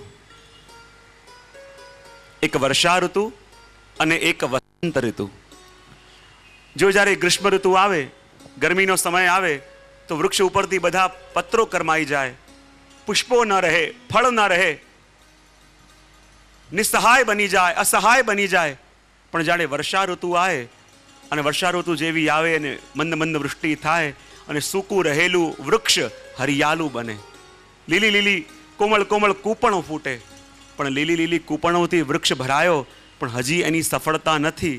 જ્યારે વસંત ઋતુ આવે અને એમાં પુષ્પો ખીલે, ફળ લાગે, ત્યારે સાચા અર્થમાં વૃક્ષ સફળ થાય। એમ વૈષ્ણવના જીવનમાં પણ 3 અવસ્થા, જ્યારે આ પ્રત્યેક જીવ લૌકિકમાં અટવાયેલો છે, લૌકિક સંબંધોમાં અટવાયેલો છે, તો માનો કે ગ્રીષ્મ ઋતુ એના જીવનમાં ચાલી રહી છે। જ્યારે બ્રહ્મ સંબંધ લીધું, સન્મુખ થયો, તો માનું વર્ષા ઋતુ આવી, લીલા લીલા પાન ઉગ્યા, હરિયાળી આવી, પણ સાચા અર્થમાં જીવન તો ત્યારે ધન્ય થાય। વસંત ઋતુ એના જીવનમાં ત્યારે આવે કે જ્યારે ગુરુના સાનિધ્યમાં આવીને બેસે, જ્યારે સત્સંગમાં આવીને બેસે। જીવનમાં સફળ તો ત્યારે થાય જ્યારે ભાવના પુષ્પો ખીલે, જ્યારે મનોરથના ફળ ઉગે, ત્યારે સાચા અર્થમાં એ વસંત ઋતુ આવી એમ કહેવાય। તો ચાહે ગ્રીષ્મકાલ ચાલતો હોય પણ 7 દિવસથી તો દાદાની કૃપાથી અહીંયા આ વસંત ઋતુ જ રહેવાની છે। અને વસંત ઋતુમાં કોરા રહેતા નહીં, ખીલવી દેજો પોતાના મનના પુષ્પોને, ખીલવી દેજો પોતાના મનોરથોના ફળને, તો સાચા અર્થમાં જીવન પ્રસન્ન થશે. અને જુઓ તો ખરા, હું હંમેશા જીવનમાં કહેતો હોઉં, જીવનમાં સફળતા ક્યારે મળે એના માટે બે વસ્તુ જોઈએ. એક તો તક અને બીજી તૈયારી. જીવનમાં ઘણા બધા લોકો એવા હોય જેની પાસે તકો બહુ પણ તૈયારી નહીં, અને જીવનમાં ઘણા બધા લોકો એવા કે જેની પાસે તૈયારી બહુ હોય પણ તક મળતી ન હોય. પણ જ્યારે તક અને તૈયારી મળે ત્યારે જીવનમાં સફળતા મળે. અને હું વૈષ્ણવનું સદભાગ્ય માનું છું કે તક મળી સત્સંગની અને બધાએ તૈયારી પણ બતાવી. ને જ્યાં તક અને તૈયારી મળી ત્યાં તો સફળતા મળે. પૂજ્ય દાદાભાઈ કહ્યું ને હમણાં કે કાલનો ભય છે, અને કાળનો ભય કોને સતાવે? કે જે આજે નહીં કાલે કરીશું, કાલે કરીશું, એ કાલમાં જીવતા હોય એને. હા, આ કાળનો ભય કોને સતાવે? આજનો લાભ મળ્યો છે એની પરવા નથી ને કાલે આવીશું, કાલે કરીશું. પણ પુષ્ટિ માર્ગમાં કાલ ઉપર ન જીવાય. પુષ્ટિ માર્ગમાં તો આજનો લાવો લીજીએ રે, કાલે કોણે દીઠી છે. પુષ્ટિ માર્ગમાં તો આજનો લાવો લેવાનો છે, અને આજના લાવાને જે ઝડપી લે, આજના અવસરને જે ઝડપી લે, સાચા અર્થમાં એ જ સૌભાગ્યશાળી છે. સાચા અર્થમાં એ જ જીવનને ધન્ય કરે છે. અને જીવનની ક્ષણને ઝડપતા આવવું જોઈએ. ઘણીવાર આપણને ઘણા કે માણસને જેટલી ચિંતા દુકાને પહોંચવાની હોય એટલી ચિંતા સત્સંગમાં પહોંચવાની કેમ નથી રહેતી? ત્યારે હું કાયમ કહેતો, એક વસ્તુ ધ્યાનથી સમજજો. માણસને ચિંતા જે વાત માટે થાય તો માણસને ચિંતા એ જ વસ્તુ માટે થાય જે કાયમ રહેવાની નથી. અને માણસ નિશ્ચિંત એના માટે જ રહે કે જે કાયમ રહેવાની છે. દુકાને મોડા જાઓ તો ચિંતા થાય છે ને, જોબ પર મોડા જાઓ તો ચિંતા થાય છે ને. બોલે કેમ? કાયમ રહેવાની નથી. પણ દર્શન કરવા જાઓ, સત્સંગ કરવામાં મોડું થાય તો ચિંતા થાય? બોલે નહીં. કેમ? કારણ કે કાયમ રહેવાનું છે. સાચું આ જ છે. પ્રભુના દર્શન કરવામાં થોડા મોડા થઈએ તો ચિંતા નહીં થાય. બોલે કેમ? જે વસ્તુની ચિંતા થતી ન હોય સાચા અર્થમાં એને જ પકડજો. અને જે વસ્તુની આપણને ચિંતા સતાતી હોય ને ત્યારે માનવાનું આ વસ્તુ કાયમ રહેવાની નથી. નોકરીની ચિંતા થાય, દુકાનની ચિંતા થાય, ઘર પરિવારની ચિંતા થાય, અને જેની પણ ચિંતા માણસને થાય એ કાયમ રહેવાની નથી. અને જેના પ્રતિ આપણે નિશ્ચિંત રહેતા હોઈએ માનવામાં જીવનમાં સાચું કોઈ છે તો આ જ છે. જુઓ તો ખરા, શહેરાય મહાપ્રભુજીની કૃપાથી શિક્ષાપત્ર જેવી એક અપ્રતિમ દેન આપણા વૈષ્ણવોને મળી, આ પુષ્ટિ સૃષ્ટિને મળી. અને એટલા માટે તો કહેવાય કે જ્યારે મનમાં કોઈ પણ ચિંતા હોય, શિક્ષાપત્રનો કોઈ પણ પત્ર ખોલો અને જે પણ અંદરથી વાંચો, તમારા મનનું નિરાવરણ થઈ જાય, નિરાકરણ થાય. એ તો શિક્ષાપત્ર છે. શહેરાય મહાપ્રભુજી સાચા અર્થમાં જીવને શિક્ષા આપે છે. અને જુઓ તો ખરા, શ્રી વલ્લભની વાણી, શહેરાય મહાપ્રભુજીની વાણી, અને જ્યાં શ્રી વલ્લભ પોતે બિરાજમાન થઈને અને પણ દ્વારકાધીશના સાનિધ્યમાં એનું પાન કરાવતા હોય તો વૈષ્ણવના ભાગ્યની તો શું સરાહના કરવી. કારણ કે જુઓ તો ખરા, શ્રી વલ્લભ નિરીતિ પ્રભુને ભાવે, શ્રી વલ્લભનો પ્રકાર પ્રભુને ભાવે, શ્રી વલ્લભની વાણી પ્રભુને ભાવે. હું તો કાયમ કહેતો હોઉં કે તમે 7 દિવસ અહીંયા શ્રી વલ્લભની વાણીથી, શ્રી વલ્લભની વાણીને જ સમજવાનો પ્રયત્ન કરી રહ્યા છો, પણ અહીંયા જેટલું તમે સાંભળો છો અને નિશ્ચિત સુખ તમારા પ્રભુને નિશ્ચિત મળી રહ્યું છે. કારણ કે સત્સંગ દ્વારા આપણા ભાવોનું પોષણ થાય. અને શ્રી વલ્લભ કોણ છે? શ્રી વલ્લભ માટે કેટલી બધી અનન્યતા પ્રભુને પણ. બોલે કેમ? કે વલ્લભે પ્રભુની એક એવી ઈચ્છા પૂરી કરી. હમણાં ક્યાં કહેતો હતો કે વલ્લભે પ્રભુની એક એવી ઈચ્છા પૂરી કરી કે જે યશોદા મૈયાએ પણ નથી કરી. આપણને લાગે વલ્લભે એવી કઈ ઈચ્છા પ્રભુની પૂરી કરી કે જે યશોદા મૈયાએ પણ પૂરી નથી કરી? તો કહેવાય, એકવાર ઠાકોરજી યશોદા મૈયા પાસે આવ્યા અને આવીને કહે, મૈયા મૂકો એક ચીજ चाहिए. મૈયા કે શું જોઈએ છે? પ્રભુ કે પેલા મને વચન આપ કે હું જે માંગુ એ આપશો તો હું માંગુ. મૈયા કે હા લાલા, વચન આપું છું કે તું જે માંગે તે આપું, હવે તો માંગ. ત્યારે પ્રભુ કે મૈયા મોહે એસી દુલ્હન ભાવે. મૈયા મારે તો એવી દુલ્હન જોઈએ છે કે જે મને ખોળામાં બેસાડીને સરસ તૈયાર કરે, શૃંગાર કરે. મારા મને જ્યારે બહાર જાય તો ખોળામાં ઉચકીને જાય, પ્રેમથી ખૂબ મને અરોગાવે, ખોળામાં બેસીને પ્રેમ કરે. મૈયાને ચક્કર આવી ગયા. માંગીને દુલ્હન માંગી, પણ દુલ્હન પણ કેવી કે ખોળામાં બેસાડીને એને તૈયાર કરે, ખોળામાં બેસાડીને અરોગાવે, અને બહાર જાય તો એને તેડીને જાય. અને કહેવાય, સારસ્વત કલ્પની અંદર પ્રભુએ મૈયા પાસે એ ઈચ્છા વ્યક્ત કરી, પણ એ વખતે યશોદા મૈયાએ તો ઈચ્છા પૂરી ન કરી. પણ એમના 4500 વર્ષ પછી જ્યારે શ્રી વલ્લભ પ્રગટ્યા અને પ્રભુના મનની ઈચ્છા જાણી અને પ્રત્યેક જીવને બ્રહ્મ સંબંધ આપી પ્રભુની દુલ્હન બનાવી, અને પ્રભુની દુલ્હન બનાવી. જે ઈચ્છા પ્રભુએ કરી હતી એ ઈચ્છા પૂરી કરી. જ્યારે પ્રભુના મનમાં ઈચ્છા હતી કે એવી દુલ્હન હોય કે જે મને ખોળામાં બેસાડીને શૃંગાર કરે, અને આજે પણ વૈષ્ણવ જ્યારે ઠાકોરજીના શૃંગાર કરતા હોય અને એ જ ઠાકોરજીને પોતાના ખોળામાં પધરાવી અને શૃંગાર કરે. જ્યારે બહાર જાય એ જ પ્રમાણે ઠાકોરજીને ઝાંપીજી હાથમાં પધરાઈ. જે પ્રભુની ઈચ્છા હતી કે એવી દુલ્હન જોઈએ જે મને ખોળામાં તેડીને બહાર જાય. અને જ્યારે વૈષ્ણવ ઝાંપીજી હાથમાં લઈને બહાર પધારતા હોય તો એ જ પ્રભુની ઈચ્છા પૂરી થાય. અને માટે તો શ્રી વલ્લભ ઠાકોરજી કહે કે રહ્યો મોહે શ્રી વલ્લભ ગૃહ ભાવે, કે મને તો શ્રી વલ્લભના ઘરમાં ભાવે. કારણ કે વલ્લભના ઘરમાં જેવું સુખ મને મળે એવું સુખ ઓર ક્યાંય ન મળી શકે. વલ્લભ મારા સુખનો જેવો વિચાર કરી શકે એવો વિચાર ઓર કોઈ ન કરી શકે. અને માટે તો આપને વલ્લભના ગ્રહમાં ભાવે છે, વલ્લભના ઘરમાં સુખ મળે છે. અને સાચા અર્થમાં આ શિક્ષાપત્રના માધ્યમથી એવા ભાવોના શૃંગાર ધારણ કરીએ, આ શિક્ષાપત્રના માધ્યમથી એવા સુસજ્જ બનીએ. કારણ કે આ 7 દિવસ સાચા અર્થમાં આપના ભાવોના શૃંગારના છે. અને એવા 7 દિવસોમાં શૃંગારથી સજ્જ બનીએ કે જ્યારે પ્રભુની પાસે જઈએ તો પ્રભુ પણ પ્રસન્ન થાય, પ્રભુને પણ સુખ મળે. તો સાચા અર્થમાં જીવન જીવ્યું કહેવાય. અને આ તો શ્રી વલ્લભની વાણી છે. અને વલ્લભની વાણી જીવનમાં અસર ક્યારે કરશે? કે જ્યારે મનમાં વિચાર કરશો કે આ પુષ્ટિજીવોને ચાહે કોઈ પણ રોગ લાગુ પડે, અને પુષ્ટિજીવોને કયો રોગ લાગુ પડે, ચાહે રાગનો હોય, ચાહે દ્વેષનો હોય, ચાહે ઈર્ષાનો હોય, ચાહે કોઈ પણ જીવ લાગુ પડે, કોઈ પણ દોષ લાગુ પડે, પણ એનો વૈદ તો એક જ છે. હરિરાય મહાપ્રભુજી કહે છે ને એમના પદમાં કે દિન દિન રોગ કરત વિશ્રામ. શું કહે છે હરિરાયજી? દિન દિન રોગ કરત વિશ્રામ, ઔષધ પાન કિએ બહો નેરે, નેક નો આયો આરામ. એ કહે છે દિન પ્રતિદિન કોઈ નવા રોગ આ દેહને લાગુ પડે, ક્યાંક રાગનો, ક્યાંક દ્વેષનો, ક્યાંક ઈર્ષાનો, અનેક ઉપચાર કર્યા પણ એ રોગ દૂર થતો નથી. ત્યારે હરિરાયજી કહે દિન દિન રોગ કરત વિશ્રામ, ઔષધ પાન કિએ બહો નેરે, નેક ન આયો આરામ. જો જીયકો સુખ ચાહે સખીરી, લે ચલ વાહી ધામ, રસિક પ્રીતમ શ્રી વલ્લભ વર, વૈદ હે જાકો નામ. અને એવા વૈદ રૂપી શ્રી વલ્લભની પાસે જ્યારે લઈ જઈશ ત્યારે સાચા અર્થમાં આ વૈષ્ણવોના રોગોનો ઈલાજ થશે. તો સાચા અર્થમાં આપણે એ જ કામના કરીએ. વિશેષ તો શું કહું, તો આપણે સાંભળવા આવ્યો છું, પણ હમણાં 1-2 દિવસ પછી જ આપનો જન્મદિવસ આવી રહ્યો છે. કાલે જ આપનો જન્મદિવસ આવી રહ્યો છે. અને જન્મદિવસના દિવસે આપણે શું કહી શકીએ? આપણે બધા મળીને પ્રભુ પાસે આજે માંગીએ કે એવી કૃપા દ્વારિકાધીશની આપણી ઉપર તો છે જ, અને એવી વરસતી રહે કે આપના દ્વારા પુષ્ટિ સૃષ્ટિના લાભ માટે આવા જ કાર્ય થતા રહે. કારણ કે આપણી વાણીની અસર પણ લોકોમાં એટલા માટે થાય છે કારણ કે આપ જે કહે છે એ આપના આચરણમાં પણ છે. અને સાચા અર્થમાં તો ખૂબ આત્મીયતા ધરાવીએ છીએ અમે. જ્યારે પણ ક્યાંક મળીએ પ્રોગ્રામમાં અને સાંજે રાતે આરામથી ખૂબ ચર્ચા થતી હોય, અને જે વસ્તુ મેં આપની અંદર જોઈ છે કે જ્યાં સમાજની અંદર આજે પરિવાર તૂટી રહ્યા છે, પણ ખરેખર જ્યારે આપની સાથે મારે એકાંતમાં વાતચીત થાય અને જે અનન્યતા અને જે શ્રદ્ધા આપે પોતાના પિતૃચરણ માટે અને પોતાના માતૃચરણ માટે રાખે છે, આજે એવી મેં ક્યાંય જોઈ નથી.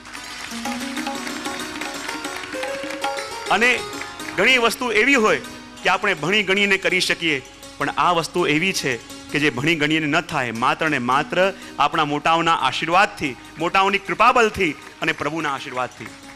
અને આપણી સાથે આપના મોટાઓના વડીલોના આશીર્વાદ પણ પૂર્ણ છે, અને પ્રભુના હાથ તો આપના મસ્તક પર છે જ.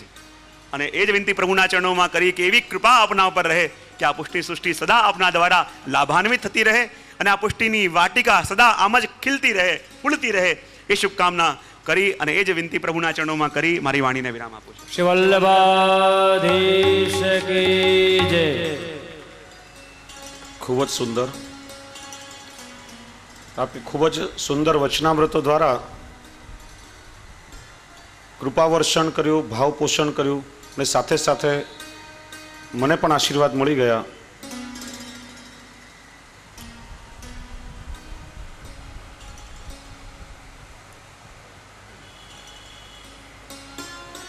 બીજો એક આનંદનો અવસર છે કે છેલ્લા 5 દિવસોથી બોરીવલીમાં રહેતા અમારા સહાધ્યાયી અને પરમ મિત્ર,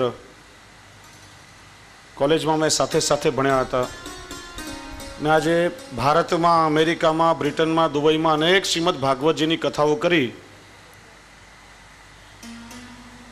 અને અનેક લોકોના ભાવનું પોષણ કર્યું એવા મારા પરમ મિત્ર શ્રી કૃષ્ણદત્ત શાસ્ત્રીજી પણ અહીંયા પધાર્યા છે. એમનું પણ થોડું પ્રવચન થશે, 5-10 મિનિટ આપણે એમને પણ શ્રવણ કરશું. ત્યાર પછી પૂજ્ય ચરણ આપશ્રીને ઉપરણો અને સ્મૃતિચિહ્ન આપી અને આપનું સન્માન કરશે. શ્રી કૃષ્ણદત્ત શાસ્ત્રીજી, આપણે સૌ એમને પણ શ્રવણ કરીએ.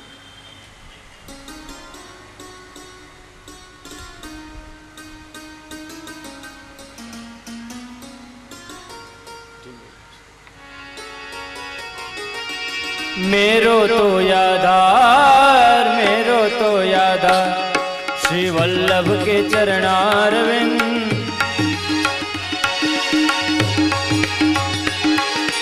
मेरो तो यादार, श्री वल्लभ के चरणारविंद.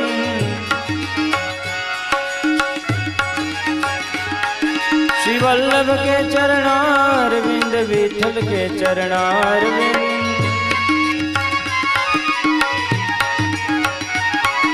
श्री वल्लभ के चरणारविंद, विठल के चरणारविंद.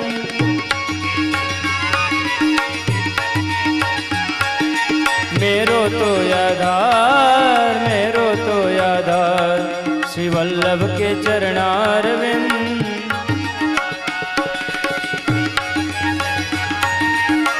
તો બહુ આનંદની વાત છે. 3 પેઢીના એક સાથે દર્શન થાય છે. મારા નિરંજન કાકા અને ચિરાયુષ્યમાન નવોદિત કથાકાર આદિત્ય શાસ્ત્રી પણ અહીં આવ્યા છે. ખૂબ આનંદનો અવસર છે. આપણે સૌ તાળીઓથી વધાવીએ.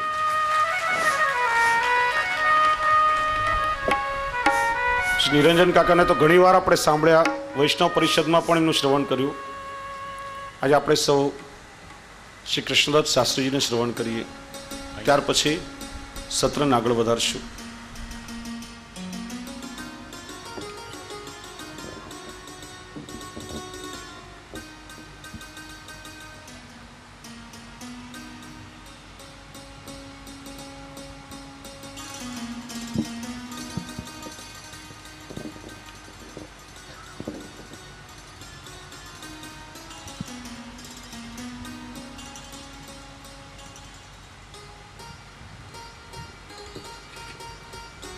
बुद्धिप्रेरक कृष्णस्य पादपद्मं प्रसीदतु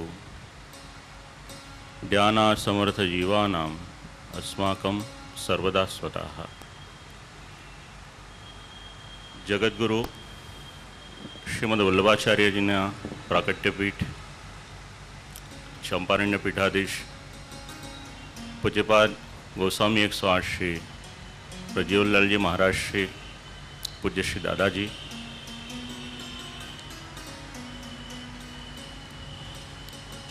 કાંદિવલીના વૈષ્ણવોને અનેક વખત જેમનો લાભ પ્રાપ્ત થયો એવા ગોસ્વામી કુલ કૌસ્તુભ પૂજ્યપાદ ગોસ્વામી 108 શ્રી યદુનાથજી મહોદય શ્રી એવं અત્યંત સાલસ, નિખાલસ, નિસ્વાર્થી અને આપણા સર્વના લાડીલા પૂજ્યપાદ ગોસ્વામી 108 શ્રી દ્વારકેશલાલજી મહોદય શ્રી, સમુપસ્થિત વલ્લભકુલ બેટીજીના શ્રી ચરણોમાં સદૈન્ય દંડવત પ્રણામ. 6 દિવસથી આપણે શિક્ષાપત્રનું શ્રવણ કરી રહ્યા છીએ. સંપ્રદાયમાં 2 ગ્રંથ છે કે જે પત્ર સ્વરૂપે છે. મુખ્યત્વે 2 છે, બાકી તો કદાચ અનેક હશે. એક છે પત્રાવલંબનમ અને બીજો છે શિક્ષાપત્ર. પત્રાવલંબનમ જે ગ્રંથ છે એ વિદ્વાનો માટેનો ગ્રંથ છે. સ્વાધ્યાયો અધ્યયતવ્યશ્ય એમાં કુમારેલ ભટ્ટ અને પ્રભાકરજીના મત એનો ઉલ્લેખ કરી શ્રી મહાપ્રભુજી પોતાના મતનું સ્થાપન કરે છે. અને અંતમાં શ્રી મહાપ્રભુજી બોલે છે ત્યાં આગળ, વિદ્યદ્ભિ શ્રાવિતા નિત્યમ તેહિ સન્માર્ગ રક્ષકાહ, કે આ જે ગ્રંથ છે શ્રી કાશી વિશ્વનાથ એમના દ્વાર ઉપર લગાવું છું અને વિદ્વાનોએ આ ગ્રંથ એને અવશ્ય સાંભળવો. શિક્ષાપત્ર છે એનું પ્રયોજન અગર જોવું હોય તો 9મું શિક્ષાપત્ર વાંચીશું એટલે આપણને ખ્યાલ આવશે તત્વાર્થ દીપ નિબંધની સર્વનિર્ણય પ્રકરણની 222મી કારિકા છે.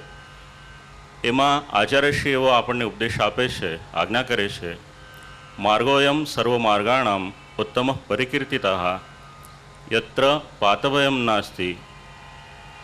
આ માર્ગ છે એ ઉત્તમોત્તમ છે અને આ માર્ગ સર્વ માર્ગમાં ઉત્તમ છે. પ્રમાણ, પ્રમેય, સાધન અને ફલ આની એકરૂપતા આ કારિકામાં બતાવવામાં આવી છે. હવે આ બધા જે સિદ્ધાંતો છે એની પરિપૂર્તિ ક્યાંથી થાય? તો શિક્ષાપત્રના એક એક શ્લોક આપણે જ્યારે વાંચીએ ત્યારે આપણને ખબર પડે. પૂજ્યશ્રીના વચનામૃત આપણે હમણાં શ્રવણ કર્યા, તાત્પર્ય લઈએ એનું, આપણા ઘરે શ્રી ઠાકોરજી બિરાજે છે. શિક્ષાપત્ર એવું સમજાવે છે આપણને, શ્રીમદ આચાર્ય કૃપયા, શ્રી મહાપ્રભુજીની કૃપાથી તિષ્ઠતે સ્વગૃહે હરિ. આપણા ઘરે જે શ્રી ઠાકોરજી બિરાજે છે એ આપણા કોઈ પણ પ્રકારના સુકૃતથી નહીં, પરંતુ શ્રી મહાપ્રભુજી એમની કૃપાથી આપણે ત્યાં બિરાજે છે. આ સિદ્ધાંત એનું વધારે પોષણ કરતા 18મા શિક્ષાપત્રમાં શ્રી હરિરાયજી આપણને સમજાવે છે કે આપણું કાર્ય શું છે. એટલે ત્યાં આગળ કહ્યું, તસ્ય સેવામ પ્રકુર્વીત યાવત જીવન સ્વધર્મતઃ. જ્યાં સુધી આપણું જીવન છે ત્યાં સુધી આપણા જે સેવે ઠાકોરજી છે એમની સેવા કરો. ત્યારે શ્રી હરિરાયજીને ખ્યાલ હશે કે આ બધા કલિયુગના જીવ છે, કોઈ પણ સ્વાર્થ વગર કોઈ પણ કાર્ય નહીં કરે. એટલે પછીના ઉત્તરાર્ધમાં એવું સમજાવ્યું, સેવા શેને માટે કરવાની? ન ફલાર્થમ, ન ભોગાર્થમ, ન પ્રતિષ્ઠા પ્રસિદ્ધએ. કોઈ પણ પ્રકારના ફળ, પદ, પ્રતિષ્ઠા કે ભોગ એના માટે શ્રી ઠાકોરજીની સેવા ક્યારે પણ નહીં કરવી. અનેક શ્લોક છે આમાં. 2-3 શ્લોક એવા છે કે જે કંઠસ્થ કરવા જેવા છે. 41મા શિક્ષાપત્રમાં કયો ભાવ લઈને શ્રી ઠાકોરજીની પાસે જવાનું એની સમજણ આપે છે. શુદ્ધ ભાવ પ્રભુ સ્થાપ્ય ન ચાતુર્યમ પ્રયોજકમ અંતર્યામી સમસ્તાનામ ભાવમ જાનાતિ માનસમ. આ કંઠસ્થ કરી અને બની શકે તો આચરણમાં મૂકવા જેવું છે. સેવા કઈ રીતે કરવાની, હૃદયમાં ભાવ કયો રાખવાનો. ઘણી વખત આપણે જોઈએ કે સવારના શ્રી ઠાકોરજીના મંગળાના દર્શન કરવાને માટે આવે અને કંઈ કેટલું શ્રી ઠાકોરજીની પાસે માંગીએ. આ બધું શ્રી ઠાકોરજીને બહુ ગમતું નથી. વિશુદ્ધ ભાવ લઈ અને શ્રી ઠાકોરજીની પાસે જવાનો આ ઉપદેશ આપણને શ્રી હરિરાયજી મહાપ્રભુજી આપે છે. અંતર્યામી સમસ્તાનામ ભાવમ જાનાતિ માનસમ. આ 2 શ્લોક પણ અગર યાદ રાખશો આપ લોકો અને આચરણમાં મૂકશો તો પૂજ્યશ્રીનો જે મનોરથ છે એ મનોરથ સફળ થશે. 9મા શિક્ષાપત્રના 21મો કે 22મો શ્લોક છે, અથવા તો 11મો અને 12મો શ્લોક છે. એ બંને શ્લોક પણ વાંચીશું તો આપણને ખ્યાલ આવશે કે આ જે મનોરથ છે એનું આયોજન શેને માટે થયું છે. માર્ગનિષ્ઠા ક્યારે પણ આપણે ગ્રંથ વાંચીએ એનાથી ના આવે, પણ માર્ગનિષ્ઠા જ્યારે વલ્લભકુલના આચાર્યો આપણને સમજાવે ત્યારે આપણે જે વાંચેલું હોય તે સાર્થક થાય. અને એ જે વાંચેલું હોય એ સાર્થક કરવાને માટે આ 7 દિવસનો એક દિવ્ય મહોત્સવ એનું આયોજન થયું છે. અને મને કહેતા ખૂબ જ આનંદ થાય છે, 4 પેઢીનો આપશ્રીના પરિવારની સાથે સંબંધ છે. ભાગ્યે જ કોઈ ગોસ્વામી આચાર્ય કોઈકને મિત્રનું પદ આપે, કંઈક વડીલોના આશીર્વાદ હશે કે આપશ્રીનો આટલો અનુગ્રહ મારી પર છે. પૂજ્ય દાદાજીનો પણ એટલો જ અનુગ્રહ છે. જ્યારે મેં કથા કરવાની શરૂઆત કરી, બીજું કંઈ પણ નહીં વિચાર્યું દાદાજીએ, અને સીધો અહીંયા કથા કરવાને માટે આપશ્રીએ મને નિમંત્રણ આપ્યું. 1 વખત નહીં, 2 વખત નહીં, 3 વખત આપશ્રીએ આ રીતના કથાનું આયોજન કર્યું અને મારી વાણીને શ્રી ઠાકોરજીના શ્રીચરણમાં સમર્પિત કરાવી. આપશ્રીનો અનુગ્રહ છે, આમાં મારી જરા પણ કોઈ પણ પ્રકારની યોગ્યતા નથી. બસ આ જે વાક કુસુમાંજલિ છે શ્રી દ્વારકાધીશના શ્રીચરણમાં, સમુપસ્થિત વલ્લભકુલના શ્રીચરણમાં, આપ સર્વ વૈષ્ણવોની કાનીથી હું શ્રીચરણોમાં એને નિવેદિત કરું છું. શ્રી ગોવર્ધનનાથ કી જય.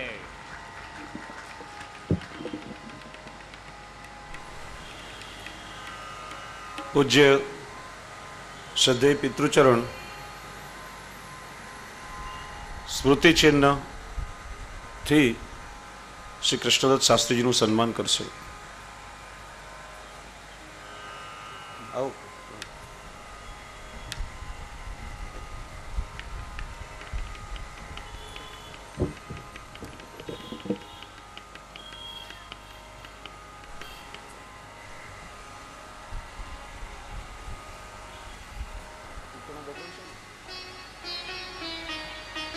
પરમ આદરણીય શ્રદ્ધેય શ્રી નિરંજન કાકા અને ચિરાયુષ્યમાન નવોદિત શાસ્ત્રી શ્રી આદિત્યને પણ પૂજ્ય દાદાશ્રી પુષ્ટિ માર્ગીય પ્રણાલિકા અનુસાર ઉપવસ્ત્ર ઓઢાડી આપનું સન્માન કરશે.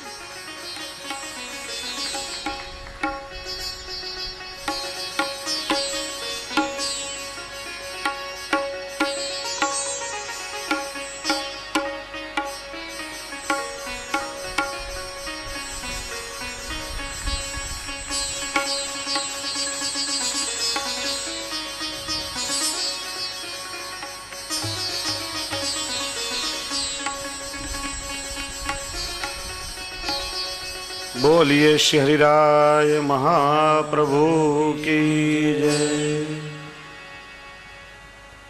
સત્સંગની ચર્ચા આપણે કરી રહ્યા હતા. એક ખૂબ સુંદર સંદર્ભ ભગવદીય શ્રી દયારામભાઈ એક ચંદ્રાવડામાં સમજાવે છે કે સત્સંગ સર્વનો સાર છે, એનો મૂળ ન જાણે મર્મ. અદીપ દીપ મલે થયો, તદરૂપ થયો વણશ્રમ. શ્રમ વિના શ્રીનાથ મિલાવે, કલ્પનું કામ તે પલકે સરાવે. જેમ નીચ નીર મળતા ગંગે ગંગ, એમ સમો વળદે સત્સંગ. અદીપ દીપ મલે થયો. આપણે ત્યાં દિવાળીનો ઉત્સવ આપણે મનાવીએ, દીપ માલિકાઓ પ્રગટાવીએ. એક દીવાને પ્રગટાવી અને એક દીવાથી આપણે અનેક દીવાઓ પ્રજ્વલિત કરીએ છીએ. બધા દીવાઓ પ્રજ્વલિત થાય છે, પણ આ દીવાનું પોતાનું કંઈ એમાં નુકસાન જતું નથી. એવી રીતે એક પ્રજ્વલિત થયેલું હૃદય પોતાના સંગથી અનેકોના હૃદયમાં પણ ભગવત ભાવ પ્રગટાવી શકે છે, અને એમાં કોઈ પરિશ્રમ પણ પડતો નથી. અને ભક્ત કવિ સમજાવે છે કે જેમ ગંગાજીના નીરમાં ખાડ ખૂટા ગટરનું મલિન પાણી મળે, જેને સ્પર્શ કરવાથી પણ સ્નાન કરવું પડે, પણ એ ગંગાજીના સંગથી સ્વયં ગંગા સ્વરૂપ બની જાય છે અને આપણે એમાં સ્નાન કરીને પવિત્ર થઈએ છીએ. એમ અધમમાં અધમ માણસ પણ કોઈ ભગવદીયનો સંગ કરે તો એ પણ ભગવદીયત્વને સત્સંગ દ્વારા પ્રાપ્ત કરે છે. તમારા રોજિંદા જીવનનું એક નાનકડું દ્રષ્ટાંત તમને આપું. પાણી આપણને સૌને મફતમાં મળે. નળની ચકલી ખોલીએ અને આમ જોઈએ એટલું પાણી મળે, પણ દૂધ 30 રૂપિયા લીટર મળે છે. પેલો દૂધવાળો ભાઈઓ પાણીને દૂધનું સત્સંગ કરાવે તો મફતમાં મળતું પાણી પણ 30 રૂપિયા લીટર જ વેચાતું હોય છે. અધમમાં અધમ માણસ પણ સત્સંગ દ્વારા મહાનતાને પ્રાપ્ત કરી શકે છે. એમ સમો વળદે સત્સંગ ભક્ત કવિ કહે છે. રાજા ભોજના દરબારમાં કવિ કાલિદાસે કૂટ મૂક્યું. પીપીલિકા ચુંબતી ચંદ્રબિંબમ. કીડી ચંદ્રની કલાનો આસ્વાદ લે છે, કઈ રીતે સંભવી શકે? અને સમયમાં વિદ્વાનોનો જમાનો, વિદ્વાન કવિઓની પાદ પૂર્તિ કરે. એની ખૂબ સુંદર પાદ પૂર્તિ થઈ. અસજ્જન સજ્જન સંગી સંગાત કરોતિ દુસ્સાધ્યમપિહ સાધ્યમ. પુષ્પાત શ્રયાત શંભુ શિરોતિર્યુડા. પીપેલિકા ચુંબતી ચંદ્રબિંબમ. કીડી જેવા અધમ પ્રાણીને પણ જ્યારે સુમન સંગ થાય છે, પુષ્પનો સંગ થાય છે, અને પુષ્પનો સંગ કરીને શિવજીના મસ્તક પર ચડે છે, ત્યારે એમના મસ્તક પર રહેલા ચંદ્રની કલાનું આસ્વાદન કરી શકે છે. એટલા માટે સત્સંગ દ્વારા જ ભક્ત કવિ કહે છે કે તમે ઠાકોરજીને પણ મેળવી શકો. નારદજીએ ભગવાનને પૂછ્યું કે ભગવાન આપના અનંત નામ છે, અનંત ધામ છે, અમારે આપને શોધવા હોય તો ક્યાં શોધીએ? ભગવાને કહ્યું નાહમ વસામી વૈકુંઠે યોગી નામ હૃદય ન ચ મદ ભક્તા યત્ર ગાયંતી તત્ર તિષ્ઠામી નારદ. હું નિત્ય વૈકુંઠમાં નથી હોતો અને યોગીઓના હૃદયમાં પણ નહીં, પણ મારા ભક્તો જ્યાં મારા નામનું ગુણગાન કરી રહ્યા હોય ત્યાં હું તમને નિત્ય પ્રાપ્ત થઈ શકું. ને એટલા માટે ખૂબ સુંદર પદમાં ગાયું છે કે સાચા સત્સંગમાં રે આજ મને લાલો દેખાય છે. સત્સંગ એનું જ નામ કહેવાય કે દેવાલયમાં રહેલો દેવ જે દિવસે આપણા દેહાલયમાં પ્રગટ થઈ જાય એનું જ નામ છે સાચો સત્સંગ. સર્વત્ર ભગવત દર્શન કરાવી શકે એનું જ નામ છે સત્સંગ. સાચા સત્સંગ મારે હોયા જ મને લાલો દેખાય છે. સાચા સત્સંગ મારે હોયા જ મને લાલો દેખાય છે. વૈષ્ણવના સંગ મારે હોયા જ મને લાલો દેખાય છે. વૈષ્ણવના સંગ મારે હોયા જ મને લાલો દેખાય છે.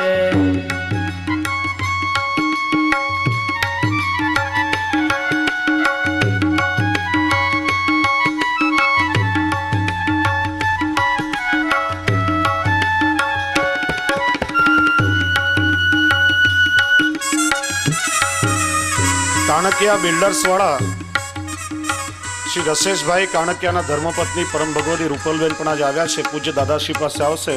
દાદાશ્રી ઉપરનો ઓઢાડીને આપશીને આશીર્વાદ આપશે, સાથે મીનાબેન પણ.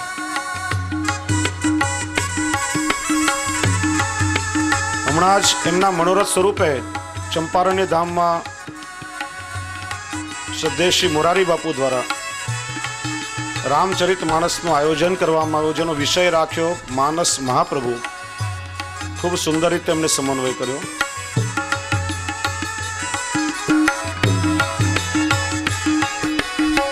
ગોકુળિયું ગામ છે ને તીર્થનું ધામ છે.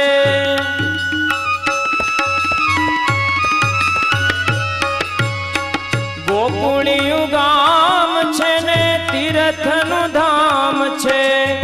યશોદાની ગોદ મારે હોયા જ મને લાલો દેખાય છે. સાચા સત્સંગ મારે હોયા જ મને લાલો દેખાય છે. વૈષ્ણવના સંગ મારે હોયા જ મને લાલો દેખાય છે.